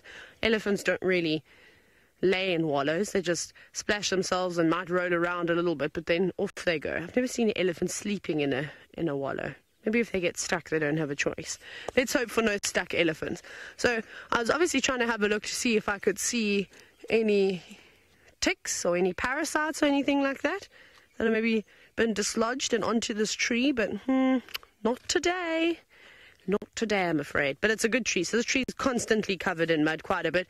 And it looks like it's taken a little bit of damage from some boring beetles and things that have gone inside here. But typically knob thorns are quite tough. Maybe the elephants have also gored their way with their tusks into this and stripped the bark. You can see. Corey, yes, have been charged by things. I've been charged by elephant. I've been charged by rhinos on foot. I mean, it happens all the time. Buffalo tried to kill me often. I don't know why, what I ever did to them. Oh, here's a better tree that's been not quite ring bark, but had its bark sort of stripped from it. So you can see it's becoming difficult now. Even the elephants are having to reach all the way up to the tops of the trees and pull them down. Lots of branches down on the ground. But look at this. See what they've done there? Stripped all of it. Nikki says naughty, but they don't have a choice. There's nothing else for them to eat. I don't think an elephant wants to go and eat the bark. Lulu, no, this water is fine for the animals to drink that's down in Twin Dams. However, they might not want to. So, I don't think an elephant would come here for a drink. An elephant would come here for a mud wallow. They're very specific about the water that they drink. And, yeah, sorry, it's difficult to bend with all my gadgets and things on. It's just not very nice. To be honest, I haven't actually seen much in there, but there's like a layer of green scum. The water's very brown. It hasn't had water in there for quite some time, so it's like really stiff, and I don't know what's breeding in there now. I'm sure it's absolute haven for insects. You probably find they go down there and we get eaten alive by mosquitoes. That will probably happen. Look at my favourite thing in the whole wide world. Look at this face. VM, can you do that face? VM actually did it really well. I don't know why. Every single time I see that. I thought so. Chitty Chatty Meg, you're too clever for me, aren't you? You spotted it. But you've asked if I fell a couple of segments ago when I leapt off the little sandbank. I didn't. I stumbled slightly afterwards. Luckily the sand is so thick it kind of acted like brakes, so no, I didn't. Stumbled. Yes, stumble. No, I did stumble. You're correct.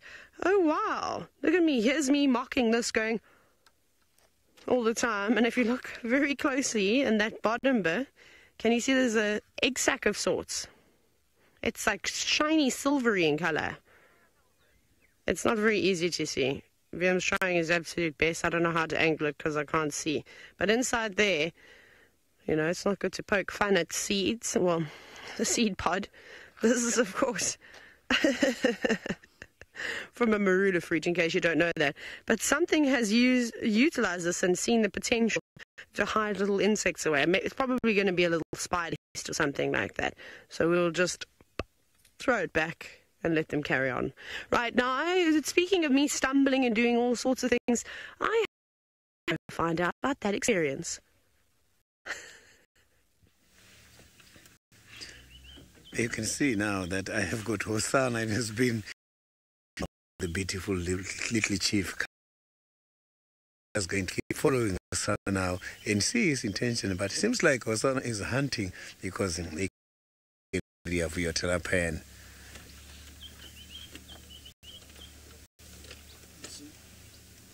I can see now he's moving much more down towards. Yeah, it has been a long hunt. He's pretty much relaxed.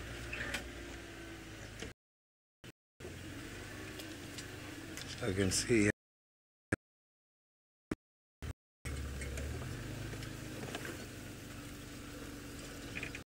I'm not too sure what he's up to, but I can see that he is up to something. Can you see him still, Senzo, from here? Yeah, it's just behind the termite mound.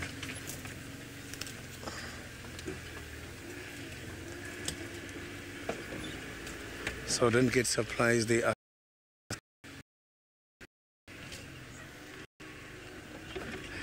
He's disappearing just by the thick bushes. So you can see that he's not just walking, he's stopping and listening.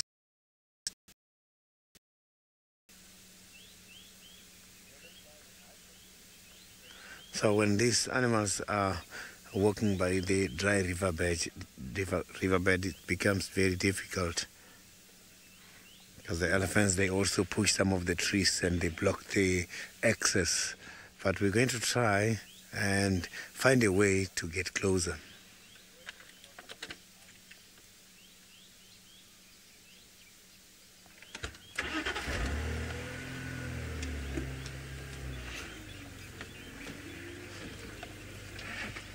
It's going to be very difficult for me to pass there.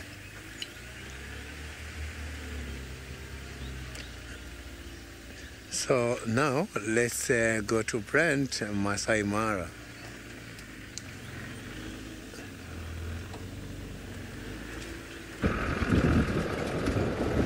Well, hopefully Sydney manages to catch up with Hosanna shortly. We're down at the river crossings now below Serena, having a look if we can find the old man, Scarface. And unfortunately, it's also one of my favorite little birding areas, but with the wind today, don't think we're going to see any of the smaller little birds like the red cheeked cordon bleus, babblers and whatnot. I think they're going to be a bit jumpy with the strong wind.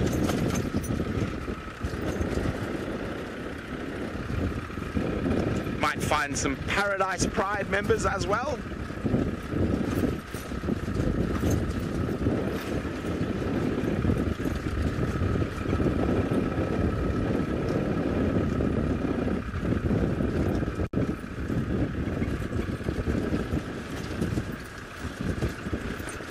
H worker is wondering how far can one see in the distance in the Mara. Well, I suppose it depends where you are, but you can easily see 70, 80, 100 kilometers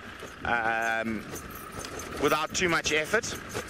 I mean, we can, as you can see, there's the escarpment in front of us there, and that's probably about 15 kilometers away, and we can see it clearly. So it also depends on where you are.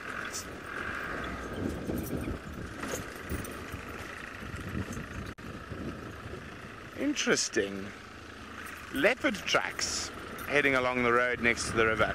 So maybe we'll be blessed with spots this side of the world today.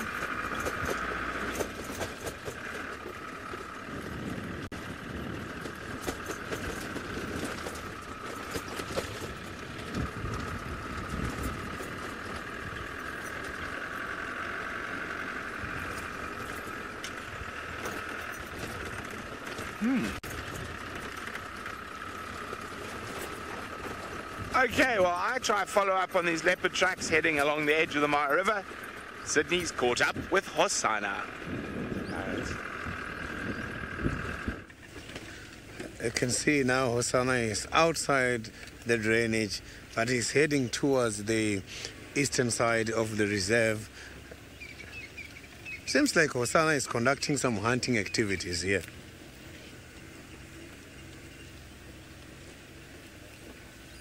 Because he's not just walking, he's walking and listening every time.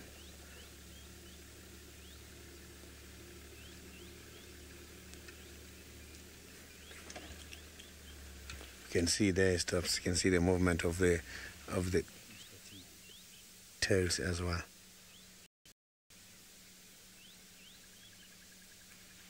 So I haven't seen Hosanna's kill for a few days now. And that is maybe a motive behind his activities now. The weather is on his favor. So now we're just gonna keep following until we see any action which might come out.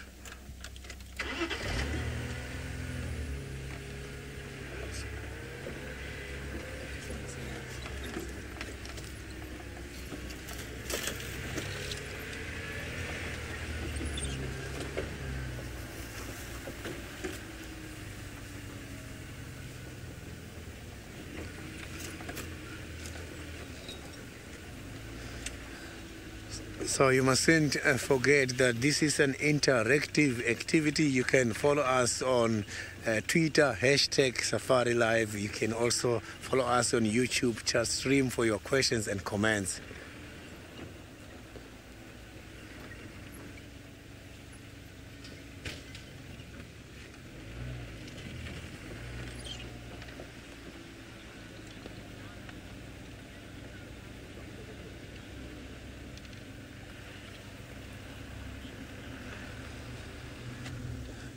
Laurel, yesterday afternoon I went there and I found no scrub hair, and I also didn't find Hosanna there. So I'm not sure if he went there or one of the scavengers went there and took away his carcass.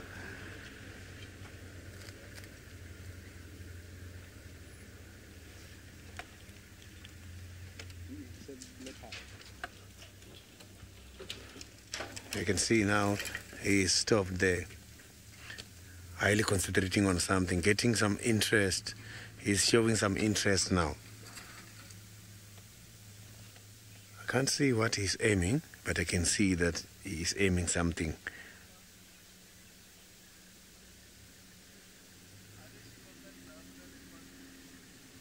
If he wants to take an action, you will see he's going to lower his head and he will go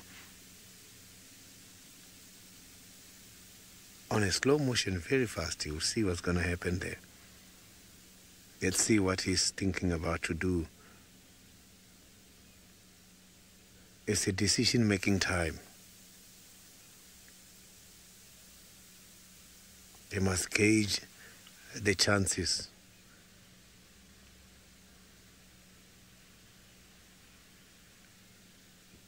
Look at that. You can see his fast reaction.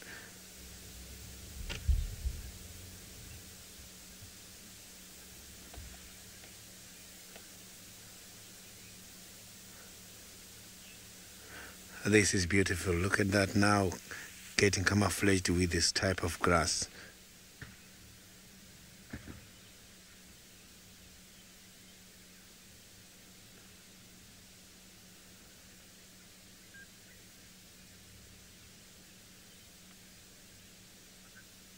So let's see what is. Look at the tail. So the tail can be able to give you all the updates about his internal mode.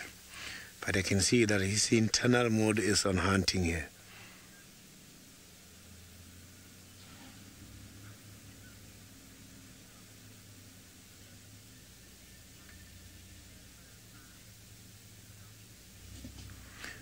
Scott, the leopards, they keep their whole pattern of stripes their whole life.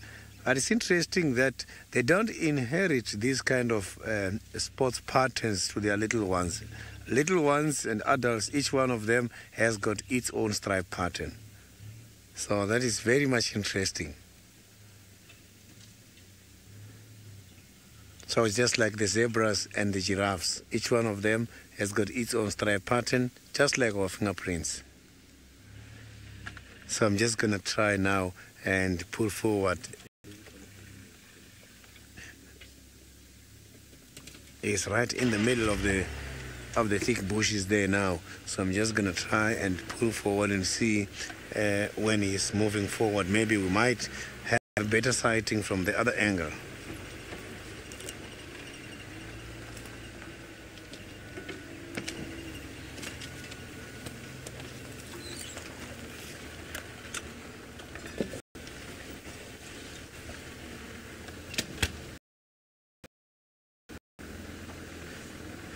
Safari Sally, I haven't seen the leopard hunting during the heavy rains, but I have seen leopards hunting shortly after the heavy rains.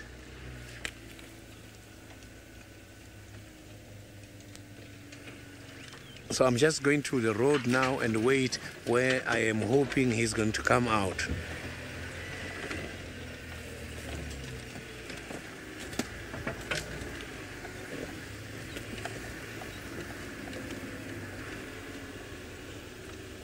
So now let's go back to the bush walk and see how Taylor is doing. We're just walking at the moment. We actually were on the fire break. So as you can see, we're between the fire break and one of the main roads between, not Triple M, Gowrie Main, which is a boundary road that divides us with a variety of different properties. But obviously you may have seen some of the fires that we had, but these were intentional fires, not like the others that have gone through. I'm assuming there have been big fires in Kruger. But we intentionally burnt this area. And you can see there's almost nothing left here. So very, very difficult for any animals wanting to feed through here. However, there are a couple of them that can survive. Again, elephants, they're so important to the environment because in these sort of harder times, they push over big trees like this bush willow tree. Now, it looks like a few things have been nibbling on the roots, maybe when the roots were a little bit more pliable and when a tree had first been pushed out of the ground. I'm going to assume that an elephant did that because there's very few animals that have the strength of an elephant that can turn a whole tree upside down. And you'll even get things like porcupine and rodents and things nibbling on the ends of the roots, but they seem dead to me now, these ones that are sticking out of the soil. But that's okay, because there's still a whole lot of roots down and underneath the soil. Once we get rain, I'm pretty sure that this tree will grow again. And what we'll start to see is a lot more branches like this being pushed out. Rather than the branches growing down towards the ground, they're going to go straight up towards the sun. So this tree is just going to have to change its growing course, which is pretty cool. That even though it was... hang on. Look what I've just seen here, VM.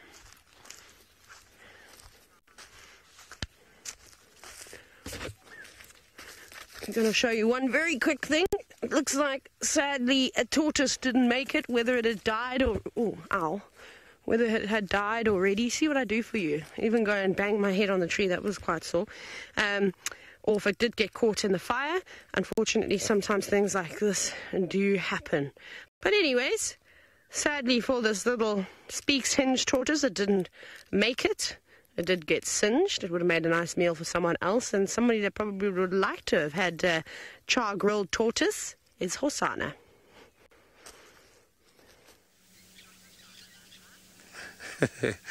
Yeah, Hosana is also interested in the tortoise and the turtles. So look at that now. He is moving away towards the tree house dam area, Twins Dam. But I'm just still going to check what his intentions are, because I can see he's sniffing the ground and he's checking everywhere. So I'm just going to now follow him and see if we can have a better sighting again from a different angle. He's just now walking in circles. It's very difficult to tell his direction of movement.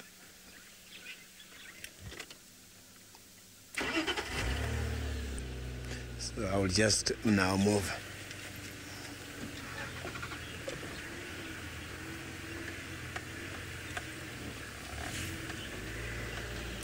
The leopards can run up to 90 kilometers per hour, 94 kilometers per hour. These cats can run very fast. It's just that they don't want to run because they are well gifted with the spots. They wait for the animals to come closer. When the animal is a distance of 5 meters is when they can catch. They don't lose any energy from chasing an animal.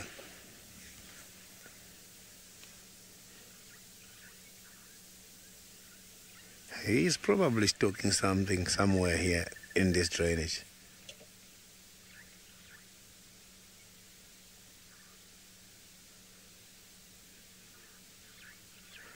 And he's sniffing the ground every time, so these kind of animals can be able to tell how long their prey has been here.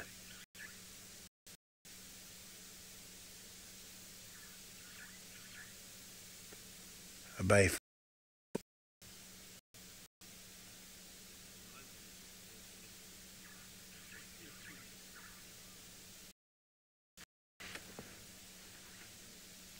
I am battling to see what this animal is looking after.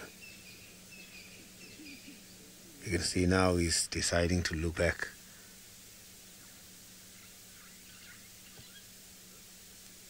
But this is normal to the animals that hunt alone. So leopards can be very much solitary. It's unlike the lions, which can easily agree to ambush something. So this one must have to look, and he must have to decide his approach directions. He must make sure that he doesn't lose the opportunity, although sometimes the hunt doesn't bring any good results.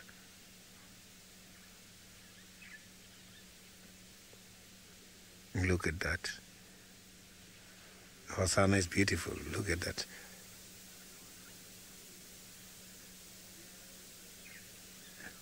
Look at his necklace when he's looking at those other vehicles there. He's not worried about anything. So this is lovely.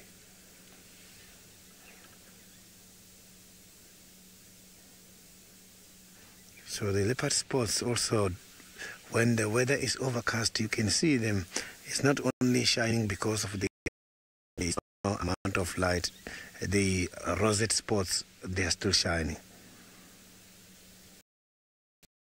Were done by the tortoise.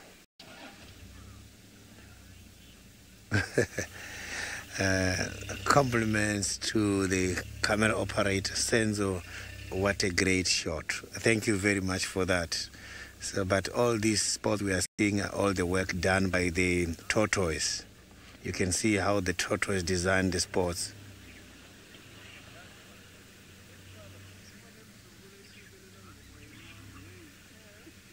So so the tortoise has been and is a very good artist. So now we're just going to move on and see if we can have a close sighting again.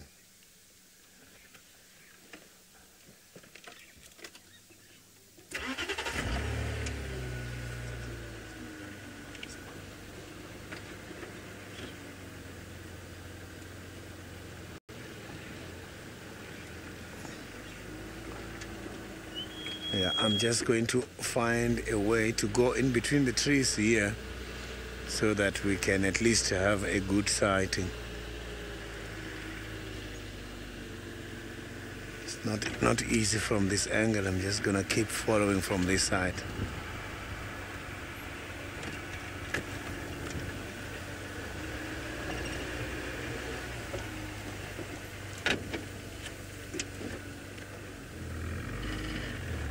Morning, morning, morning.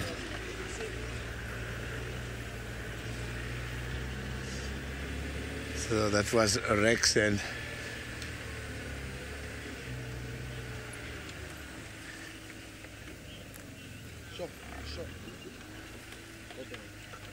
I am right here. You can see now he's still carrying on showing some of his interest.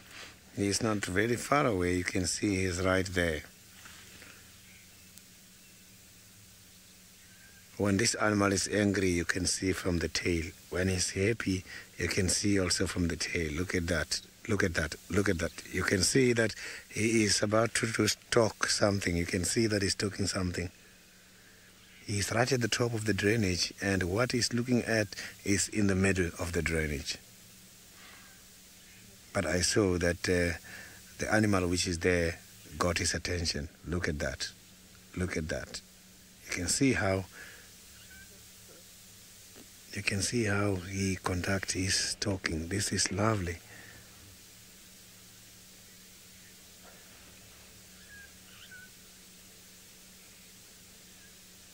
Now he's just lying down there. I'm just going to pull forward a little bit so that you can be able to have a better visual. I can see that he is right here. Look at that. You can see him. You can see how he's looking at that. Look at that. Look at that. Look at that. Look at how slowly he's moving there. I still can't see his target, but look at that.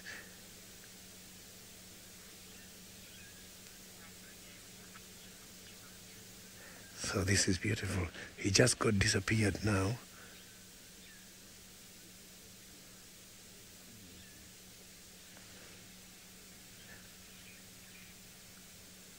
So oh, it was a decker. That decker ran away now. I saw there was a decker. And oh, he's looking for another one. So the one that ran away is not the one he's looking for. I can see he's still going on the other side. I still can't see his target. So I can see he's in the middle of the drainage now there. So, but there's a decker which ran away in front of us, but that one probably is not the one he was looking for. So I can see he's still on in the middle of the drainage trying to hunt something. He's coming back this side.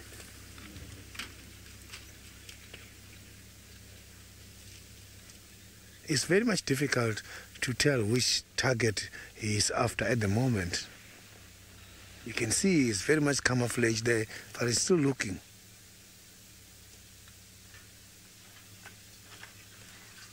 The weather is on his favor. Today he might catch something, I can promise you.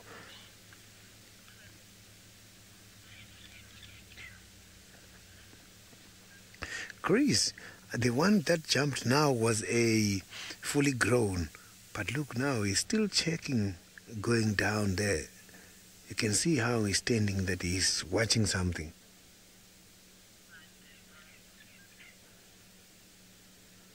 Look at how difficult it is to see if this is a predator or not. It just looks normal, as if he's part of the vegetation. Look at that. He's now lying down in the middle of the drainage. So now I'm just going to reverse and try to see if we can have a better sighting so that we can be able to see his intentions.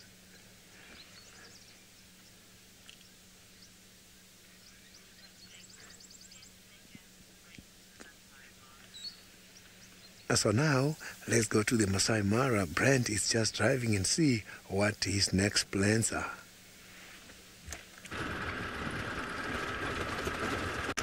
Well, we have been checking all Scar's hangouts. No luck so far. Got a few more favourite spots to check.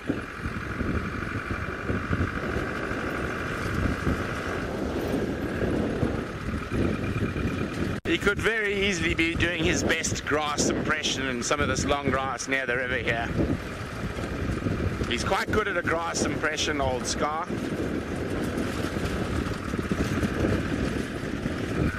Lynn would like to know how old is Scar. There's much debate, Lynn, but I can safely say he's between 11 and 13, as far as the research I can find. Some people say he's as young as 10. I do not believe that. I'd say between 11 and 13 years old. The last place I saw him was actually just here next to Mogoro. Well, actually, no. The last time I had a good sighting of him was here next to Mogoro in the rain. I've seen him once before hiding, or once after that, hiding in these croton thickets next to the river. Always have a good look in here.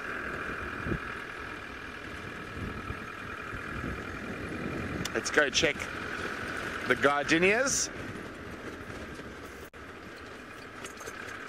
No lion tracks around.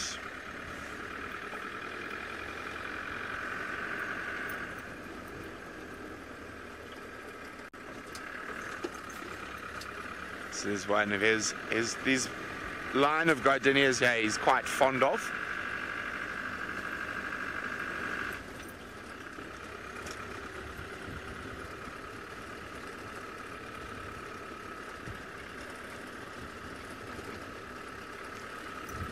Hi Richard.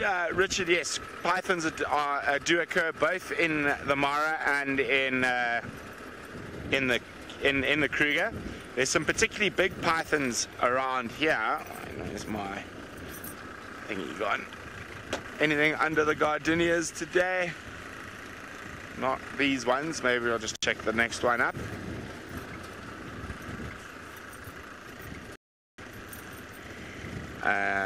What are we looking for?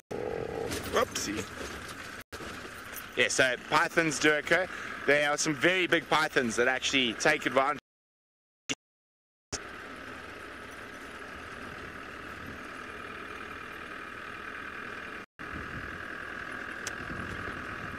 Gardenias are lion free this morning so far. It's quite chilly, so they might not be looking for shade just yet. It's cold wind.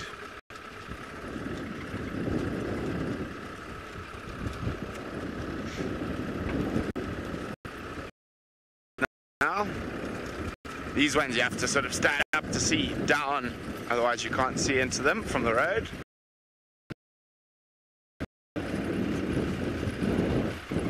Oh dear, no sign.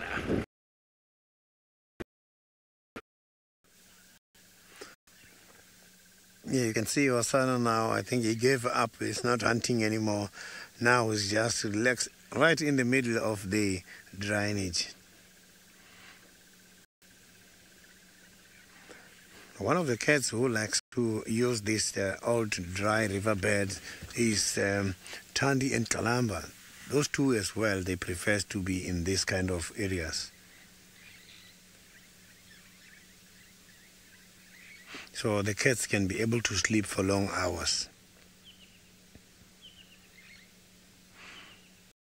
Or is pretending to sleep because I can see the eyes are closed but the tails and the ears are still moving. Looking at the stomach, I don't think Hosanna is full at the moment. I think the last meal he had were those multiple kills that he got few days ago.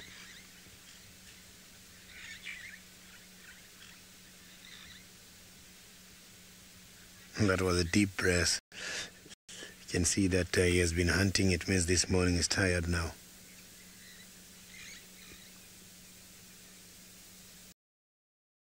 So you can see that the predators such as leopards, they don't really have predators.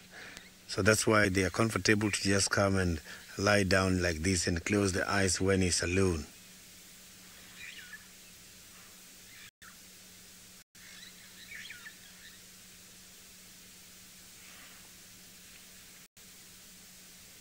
So the population of the leopards is only mostly affected by the hunting activities as well as the diseases.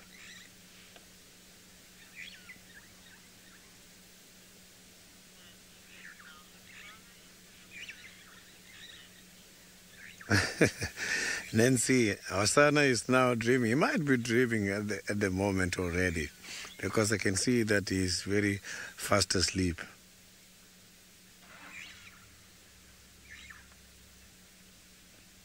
But I hope he's going to wake up and carry on hunting so that we can see what is his next target. It's always very nice seeing Hosanna hunting. So now let's go back to the guided walk, Taylor, and see what he's having at the moment.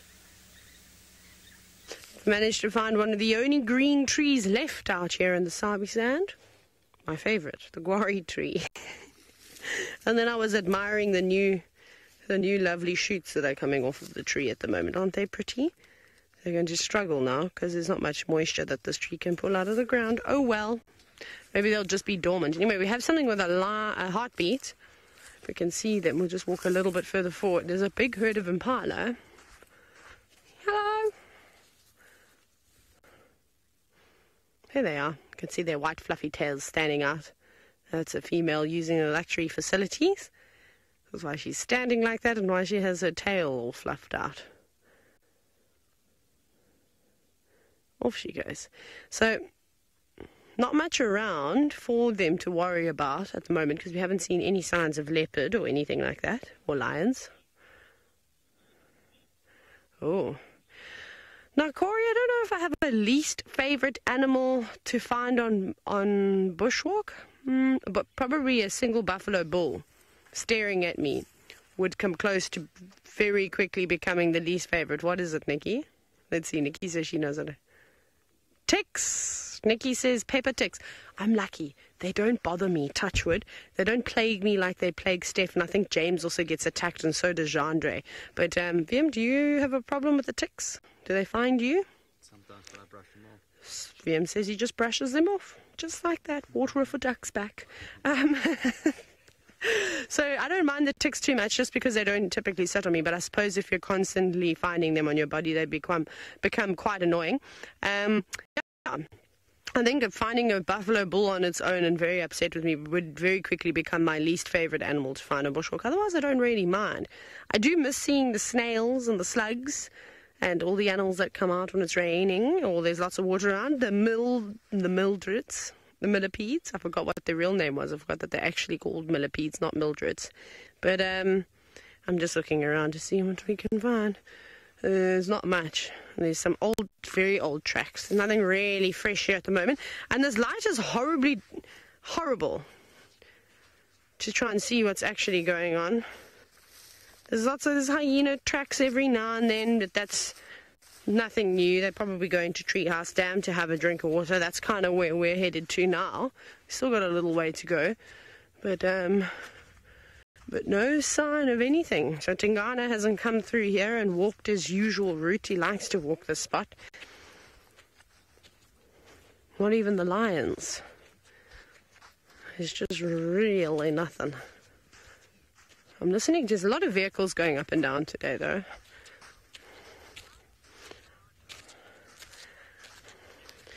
Eric's mom, no, I have not seen a barn owl nest in Djuma, but also I don't think we would really see it because they typically, if they can, will hide them away quite well. No bird wants their nest, other than the predator, the raptors and things like that, like the fish eagles, even the Wahlberg's eagles, the gymnogenes, the vultures, all of that. They seem to have got big platform nests, so quite easy to spot and hard to hide away. But something like an owl will typically nest in the hole of a tree or in a hammerkorp nest or at the base of an Egyptian goose nest. They'll anywhere, even on a ledge. So if you've got a roof that has an opening, they'll go in there and they'll, put sticks and things like that down. So you don't see them very often. The only nest that I've ever seen was the old hammerkorp nest on Chitwa that the owls were using, which was quite cool. Very cool indeed. But nothing on Djuma though. Maybe we just haven't looked hard enough. Goodness, VM, look at this. This is a massive dark tunnel. I've just been watching Harry Potter, so automatically I think of the spiders. Not going to put my face in that or stick my hand down there.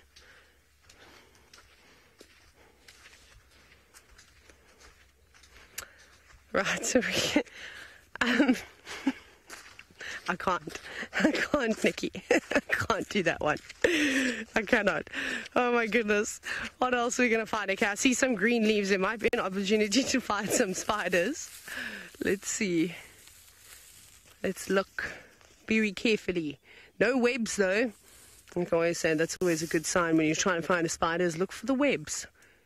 But it doesn't seem like there is anything living here, and I suppose they just go dormant, just hide away. It's a cold day, so I wouldn't imagine that we would be seeing lots and lots of things. There's some little ants. My goodness, if you come around this side, there are some tiny ants. I'll shuffle out of your way. And you see, look how small they are.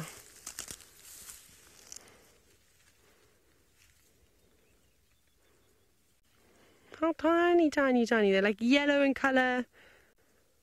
Obviously living on this tree, perhaps they have a symbiosis with it. But there are lots and lots of them. Once you start to see them, they're kind of everywhere. I don't know, they're not cocktail ants. Maybe little slender ants or something like that. I don't know. Very cool. Oh, goodness, that is. Bronek, funny you should mention snakes in saying that you never see them. Herbie, he saw one this morning and he was calling me, but we had some technical problems. Remember when you first came to me this morning and then I didn't have any audio? There was a snake, so we were kind of looking at the scrub here. Then we were going to go to the snake. I don't know what it was. Anyways, we missed it. It then slithered off under a tree. But they're around. You see their tracks often. We did go past the snake track earlier, but they're scared of us. Why would a snake want to hang around, especially out in the open? Birds of prey will eat them, Osana will eat them. He'd love to catch a python if he could. So they're very secretive creatures, so they don't want to be in any sight. They want to stay away. And it's also a little bit chilly today, but I don't blame the snakes for wanting to hide away. Cool. Well, we're going to a flat cat now, who I'm assuming is Hosana. Perhaps he's tired. He needs a bit of a snooze. I've just realized that Hosana is using me these days, because when I got here he was relaxed, but soon as I parked my vehicle, Hosana decided, little chief, he knows that Sydney is now becoming my bodyguard. He's enjoying his sleep when I'm here.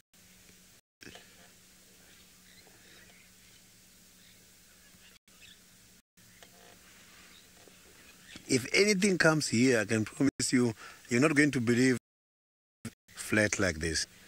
He's going to act as if he was up and running, active.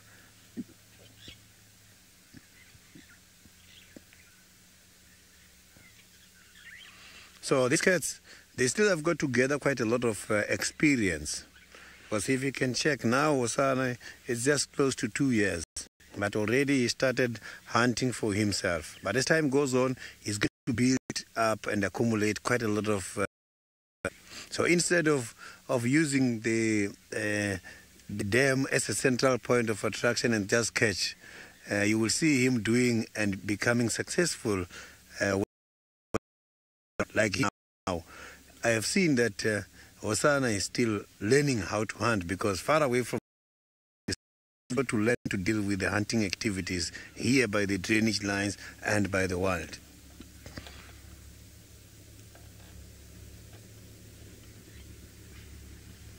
So I can hear this another vehicle from the other guest coming to join me on the sighting. Well, and how are you? Welcome. So maybe now is the right time for Osana to move on and carry on hunting. So because of this kind of weather, we can't even see the pink nose shining on this cat. Today the nose looks much darker. He's showing me the nose now because I'm talking about that nose. So if you only know Hosana from the nose, it's going to be difficult for you to identify him today. There is back to sleep. So I will leave Hosana here if he's just sleeping and see if we can find something. Maybe we might be lucky with Thandi and Kalamba in the area before we finish.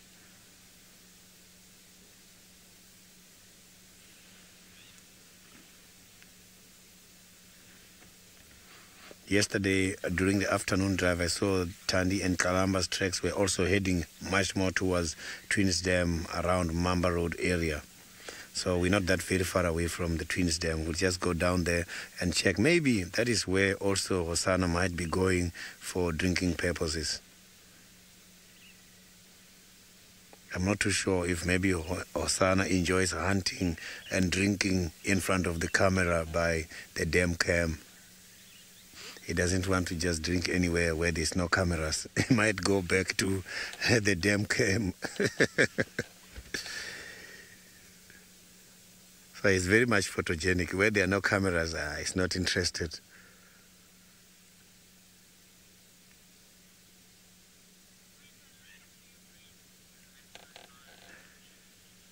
So now let's go to Brent by the Masai Mara.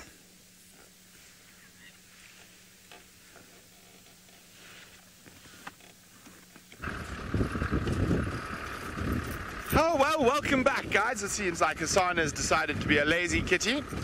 And unfortunately, we haven't managed to find the legendary Scarface. And the wind is getting stronger. But I do feel like a bit of birding, so I'm going to head for some of the swampy areas where we might get some nice water birds. And this area we're moving through at the moment, we might even get lucky with some North Clan members.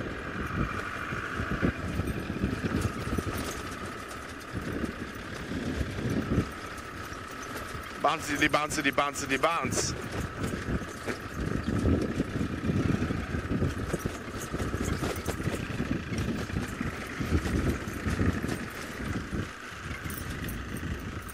Jared's buddy would like to know, have anyone ever seen one of Scar's cubs? Well, again, like with most male lion coalitions, there's no ways you can tell it's Scar's cub. It could be Hunter's cub or Siko's cub, but we have seen cubs from the Musketeer coalition.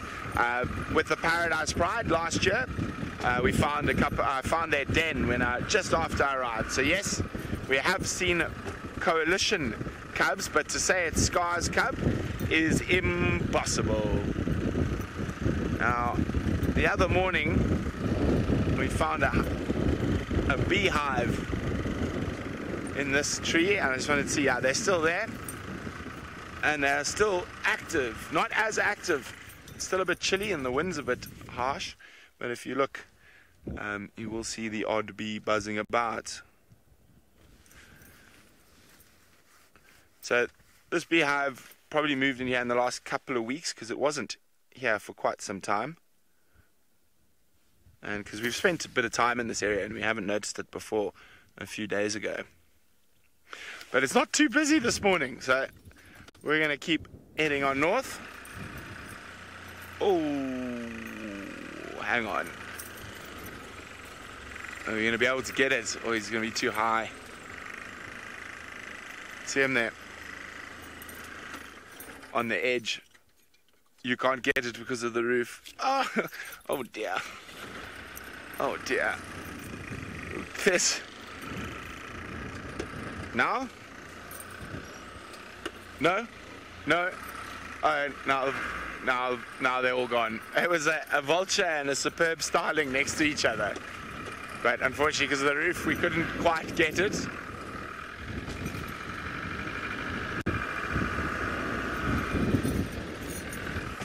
Well, that's one of those things, but in the Mara, I'd rather have my roof, so when it rains, I have something to hide underneath.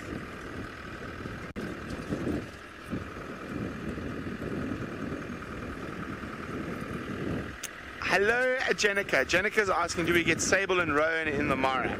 Sable, no, not at all. The only place you get sable in Kenya is right in the southeastern corner near the border of Tanzania. A place called the Shumba Hills, if I remember correctly. Shumba Hills. Now, roan is a funny one.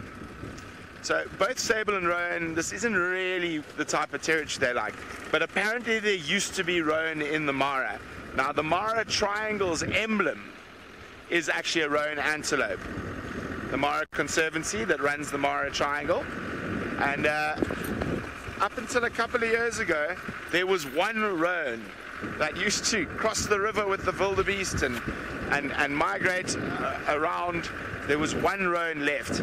Now, knowing roan antelope, it's for me quite strange that there would even be one in this climate and this type of grassland, but who knows?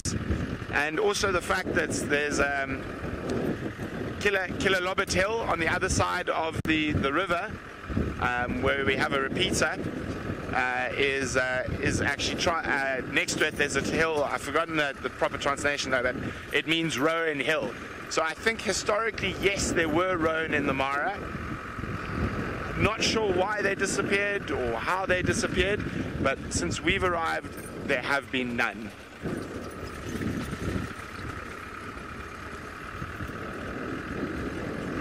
Is that a North Clan member?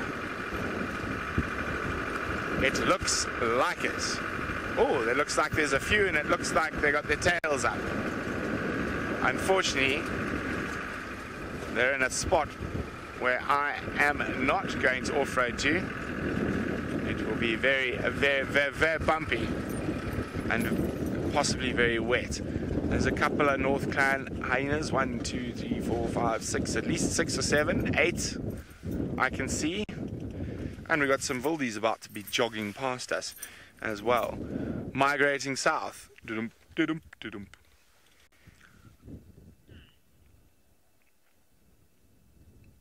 North Clan not too fussed about the wildies running past.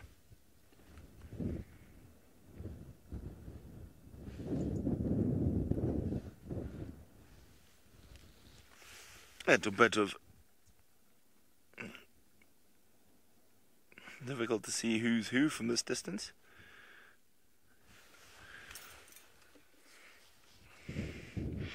I think they're probably just going to nap in this area for the day. North Clan.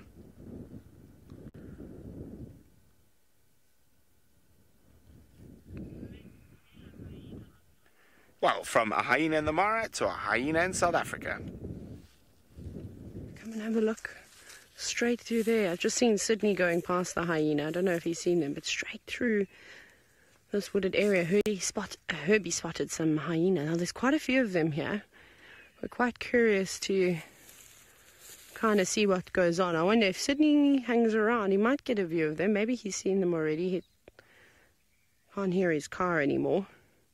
But they are going straight down towards him. There's 3 there, and there's another one that's run up ahead. So there's at least 4 hyena here, which is quite cool.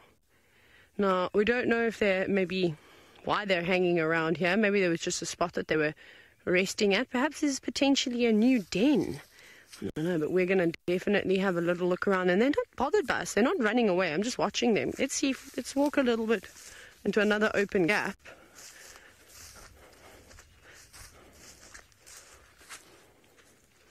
Check.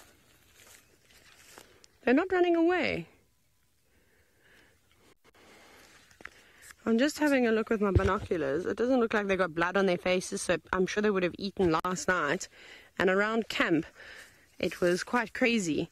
I think it was just before 8 p.m. or so, maybe just after 8 p.m. And the hyenas were making a crazy, crazy sound. You may have heard it on the dam cam. We think that they were eating something. Now, Benjamin, I suppose to some extent the hyenas are nocturnal. However, most of the time they'll be up during the day. I think that could be Ribbon and Antima, to be honest, those 2 hyenas, especially the one that's on the left that was sort of nudging the other. I think that's what's going on over here. So they're obviously more active at night time. However, you do see them running around during the day and doing all sorts of things. Remember, we sort of use the terms nocturnal and diurnal quite loosely because animals will just do whatever they want when they want, to be honest. And it's a nice cool day.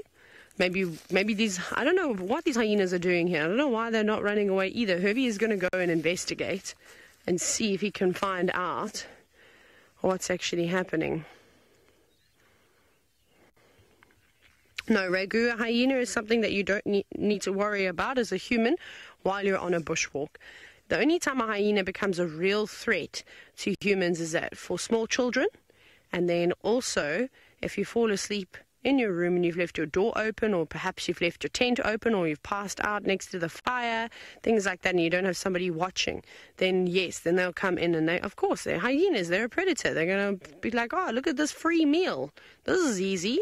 So just be careful. Otherwise, they normally just leave you alone. So I'm not frightened whatsoever. I did get nervous, though, if one night I went walking down one of the roads in the Mara. Remember that night, Fem, that we had the rain come down? I think it was one of my first drives out. The same night we had the serval hyena interaction.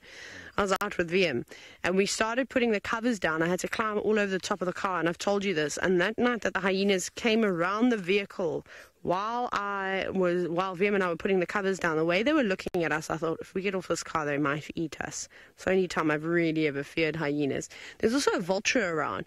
Maybe they've made a kill. Maybe they've actually gone off and hunted. Let's see. Did they run off? Oh, there they go. There's one smelling us now.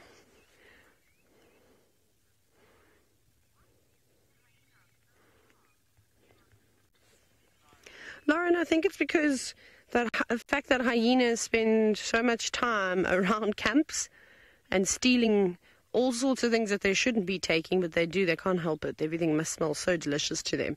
Like now, the one hyena is smelling us. Is literally just getting to a better spot to look at us, and then also picking up on our scent. So I think it's just that. I think it's just a combination of interacting with vehicles all the time. We're not really a threat to them. They don't really look at us as food. Again, with any predator, you're going to do something silly like fall asleep with your tent open, your door open. They're going to come in and they're going to have a look. So I mean, it's just silly. Try not to do that. Try not to be forgetful. And that's sort of, sorry, where have the others gone now? Now I can't see where the other hyenas have disappeared to. Let's walk a little bit further. Just want to get a gap. Oh, there they are. Just want to go to this, basically, let's just walk to this marula tree.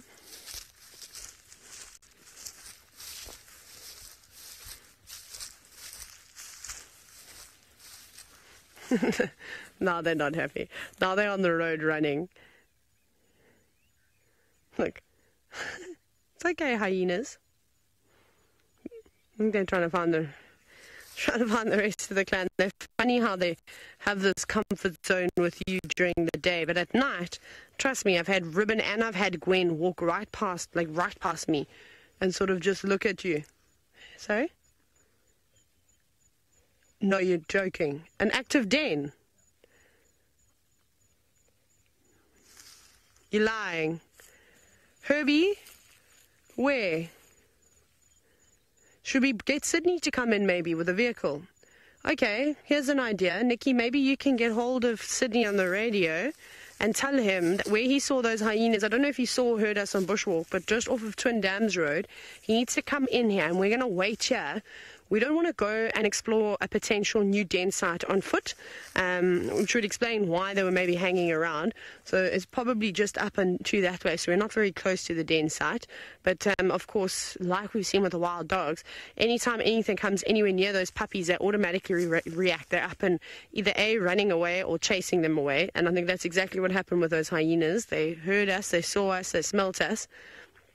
But wonderful. So we're going to try and jump onto the Game Drive radio now and call Sydney in immediately to come and investigate around here to see if this is indeed a new active den on Djuma.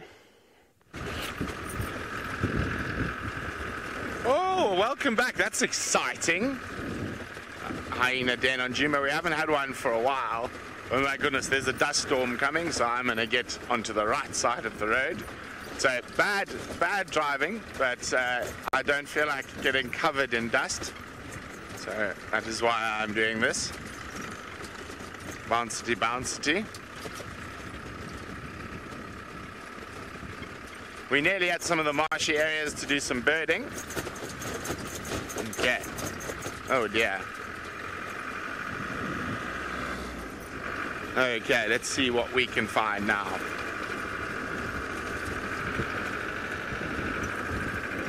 It's been a long time since we had a nice active den on Juma, so that must be incredibly exciting for everyone.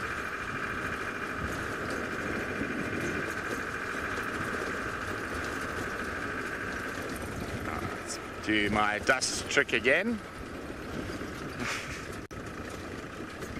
We've just arrived at one of the good spots for birding, Maji and Dege. Let's have a look. Oh dear, there's not much here. It's drying out quite quickly. Oh, but there's a nice big herd of zebras at the next one.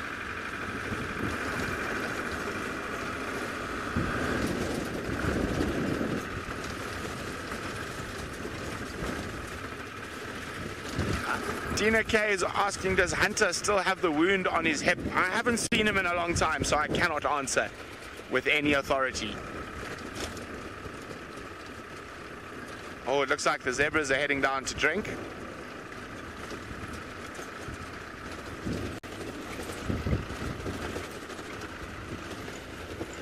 Oh, dust in the eyes. Okay. Now, I really like spending time with zebras. They are very entertaining, especially when you have big groups like this. We've got one who's having a morning. Oh no, it's decided it's over now. But oof, all that dust. Ah. Now, quite often, if you've got a few young stallions around, we might get some sparring. But this time of the day seems to be the best time of the day for dust bathing. Having a good old roll. And you can see there's two more at the back, still rolling around. Well, now one more. But zebras do like a good dust bathe.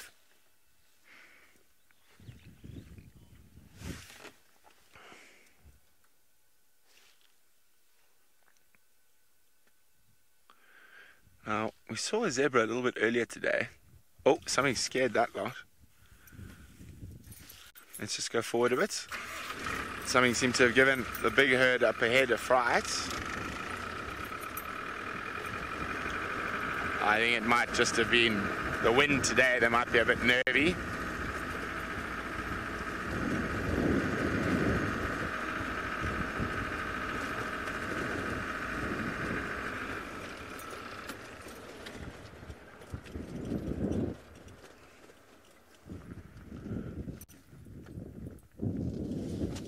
Heading down towards the water to drink.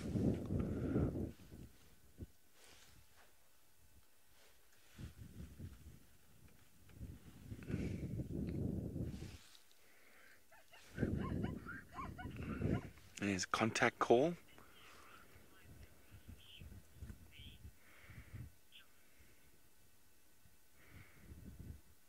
John is wondering, is there a reason why zebra have short manes?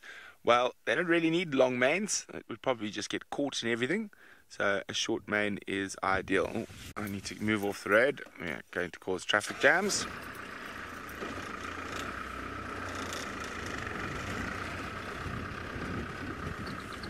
Okay, there we go.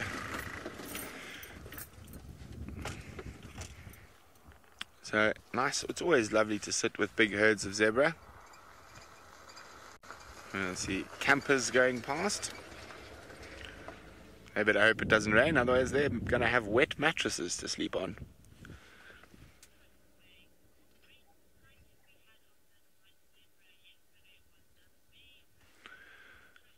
Chris is talking about the fact we saw a leucistic zebra yesterday, and Chris is saying it was amazing. It is amazing.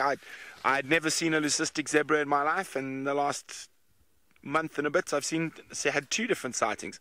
I haven't been able to check my photographs yet to see if it was the exact same one.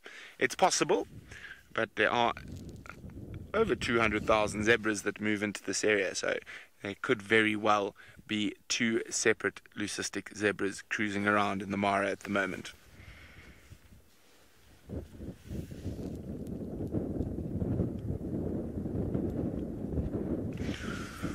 Ah, there, looks like the young stallions up ahead. Let's go have a look.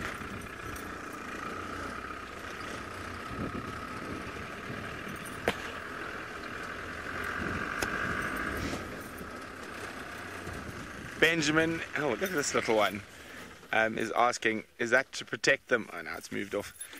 From the sun, or is it to scratch their backs? It's to scratch, Benjamin. It feels nice. It'll help a bit with ticks, maybe, but I think the main thing is it feels nice.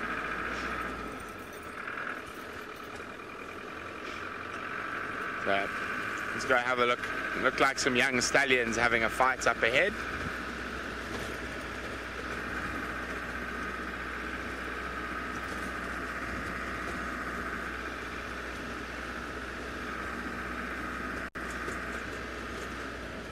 There's one going down to drink.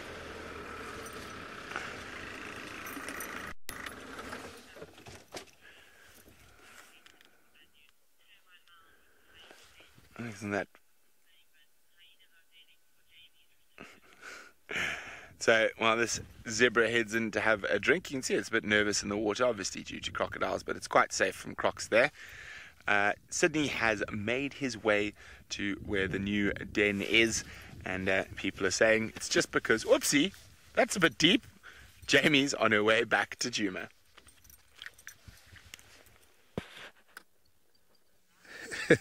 I am just right here by the new den of the hyenas.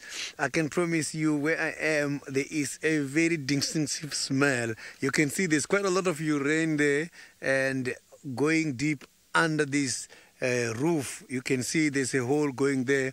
And this hole probably might have been dug by the artifact, as artifact digs the termite mounds looking for diet. And suddenly other animals use it. But this one here, it looks like this is a hyena den. I can see there's a lot of evidence, a lot of tracks. And the smell I'm getting here is the hyena smell. This is the hyena smell. And I am even picking up some of the smell the hyenas are leaving behind in the form of pasting by the grasses. So it smells exactly the same. Yeah, this is the hyena smell. So this used to be an old hyena den, so now they come back again and they are using it. So you can see that that is the nice fresh track of these hyenas there. So they've been here. Maybe the hyenas they saw on a guided walk were coming from here. So this is very active. It's an active hole.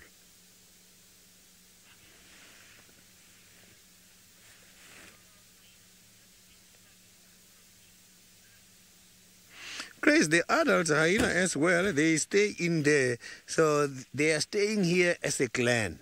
So all of them, they can be able to fit in there. But I think it's good to have a hole like this because it's for safety reason. If the hole is big for them to go easily, then it means when something wants to attack them, will easily access them. So a hole of this size can be able to prevent other animals coming to predate them. Oh, I can see the hyena there. Oh, that hyena is going fast. You know, here in this area where we are, I've just picked up very fresh evidence that the lions has been here. I can see there's fresh tracks of the lions on the road not far away from here, which is about just 2 minutes away from where Hosanna is. I'm going to go back here and finish up tracking the fresh lion tracks. Maybe we might be lucky.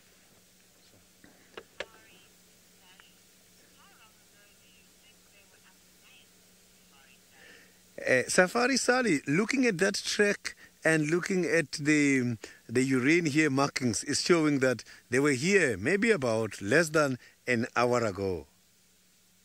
And I can see they are now moving around the den. I saw one passing by very far there now. So I'm just going to go back so that I don't disturb them from coming back. It seems like they want to come back here.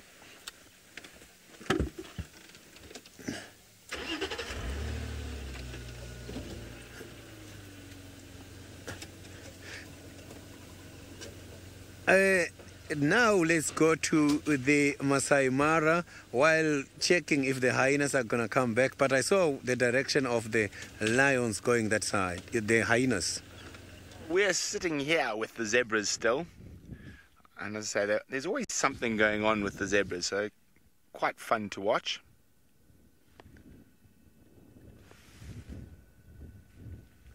I think James is now sitting on his mic because I can hear myself talking. Your radio mic. There we go. Now I could hear myself talking through the radio in my ear.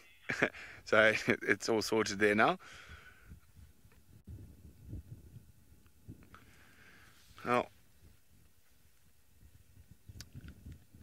I'm hoping that we might get some more zebras coming into the water to drink.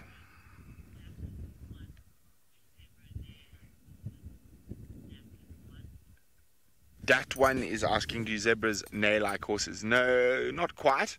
They bray like donkeys a bit though. So they're far more closely related to donkeys than horses.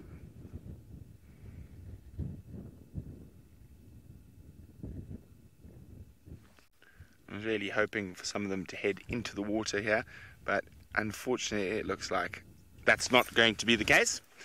So let us meander down the road a little bit further. There's some more zebras up ahead.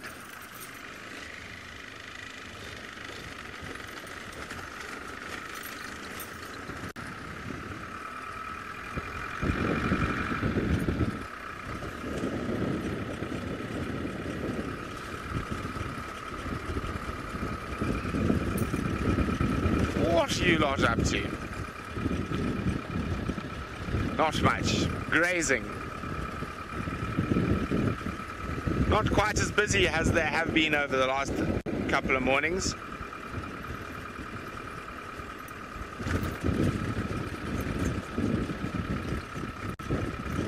Taking advantage of the lush green marshy areas.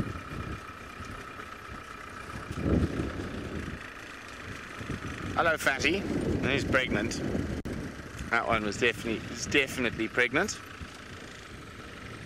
Oh no, she doesn't want to be on camera. She's a bit testy.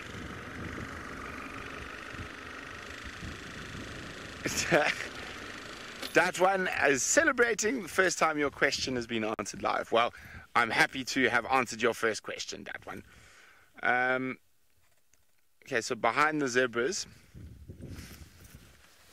So zoom, zoom, zoom, zoom, zoom, zoom, zoom. Up a little bit.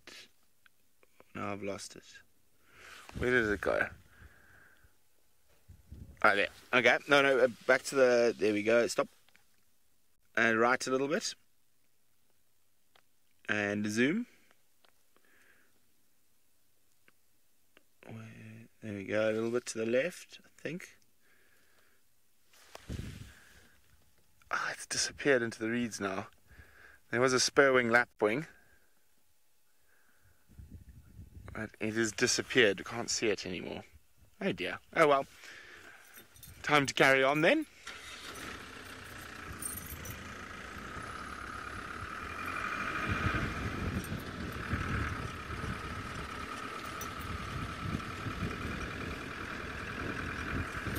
Trying to see. No, I still can't see it.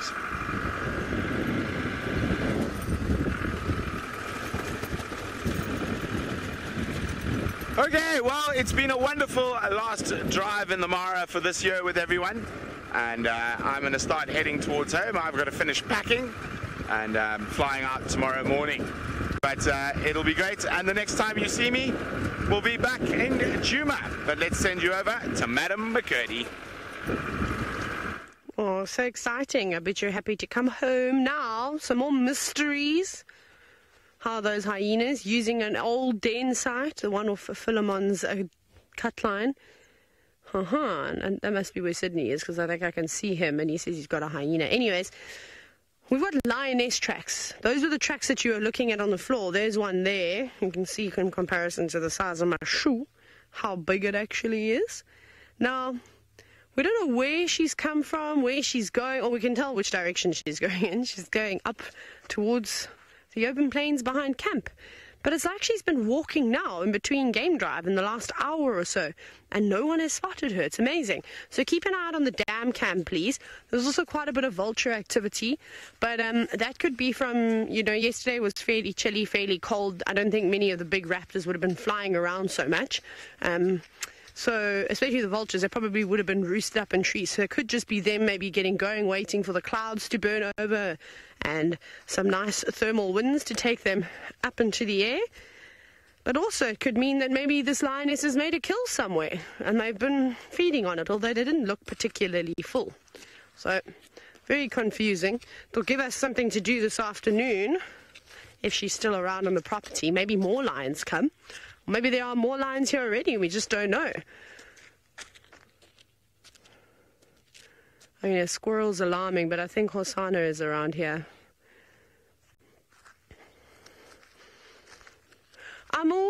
All predators are scavengers. Jackals are scavengers. Lions are scavengers. Leopards are scavengers. So it's just a term that's associated more with hyena, as they seem to, well, be specialists at it, where lions and things like that are also quite good, and leopards are good at scavenging. Hyenas are the best. They are the best at it. So I think that's why they're fitted with the term scavenger more so than the rest of the predators. But yes, you're right. They can hunt for themselves very, very well. But if there's an opportunity to steal something that's not yours and it means a free meal, why would you not take it? Of course you're going to take it. So I don't think there's any particular reason. I just think people associate that term. Most of the time when you talk to someone who's never been on a safari or watched a wildlife show in their entire life, they will tell you, no, hyenas only scavenge food, that's it. Old wives' tale. But then, of course, we are here to educate those people. And Brent, for example, has seen many takedowns in terms of hyenas bringing down buffalo calves, bringing down not just once but twice, in fact, and seeing a wide range of other crazy things, from them taking down hyenas, wildebeest, and I'm sure Thompson's gazelle, and all sorts of crazy things. So it's just a misconception, unfortunately, and sort of a label that people have given the hyenas, but they're really, really good at hunting. I hope we get to find this lioness, which would be really nice to see some lions, because I haven't seen any, and I've been here for like 10 days now. Right, I can hear Sydney driving around. I'm sure he's on his way home. I'm hoping to have poached eggs, asparagus, mushrooms, and cherry tomatoes for breakfast, but let's go over to Sydney and see what he thinks we'll be eating. I am here now with one of the hyenas heading back to the den. I'm not even too sure which one is this one, and I would like to give out a question. Who can identify this hyena for me this morning? So you can see now the hyena is just about to cross in front of me, heading back to the den. You can see he's checking. I'm not too sure who is he communicating with, but it seems like this hyena has got some other family members of the clan in the area. So I'm just going to follow him and to follow her and see if he's going to go back to the den, which will serve as a big confirmation of the active den. So you can see now slowly getting there. So we're just going to keep following and see. Interesting to see that these hyenas are staying right here.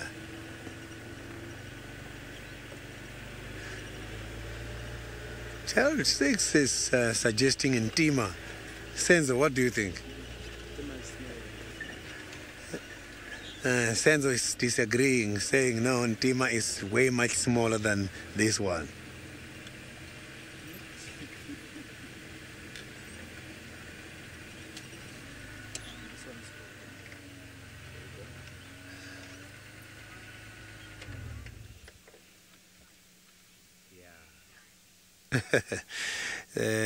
Senzo is highly agreeing. Senzo has been seeing these hyenas for quite a long time. So you can see now that hyena is right at the den. He's looking at the den now. He's looking at the den now. So I hope he's going to go back to the den while we're still here. Look at that. It's amazing. This will be my first. Look at that. He's going back to the den. is going back to the den. Let's see. Now we can see how that very big body size fit in there. When the artifact dug the hole, he was not thinking about anyone else coming to use it afterwards.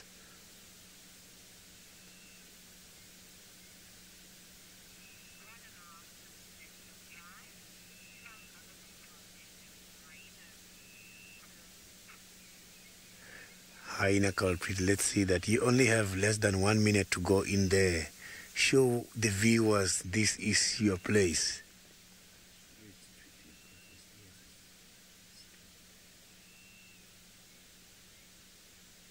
Maybe he's gonna end the show by disappearing there.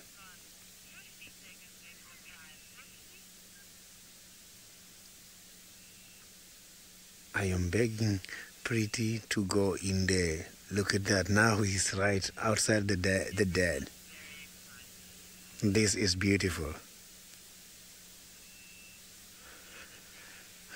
It has been a lovely morning, and we enjoyed quite a lot of different sightings and different information all the way from Mara to South Africa, here by the Juma Game Reserve.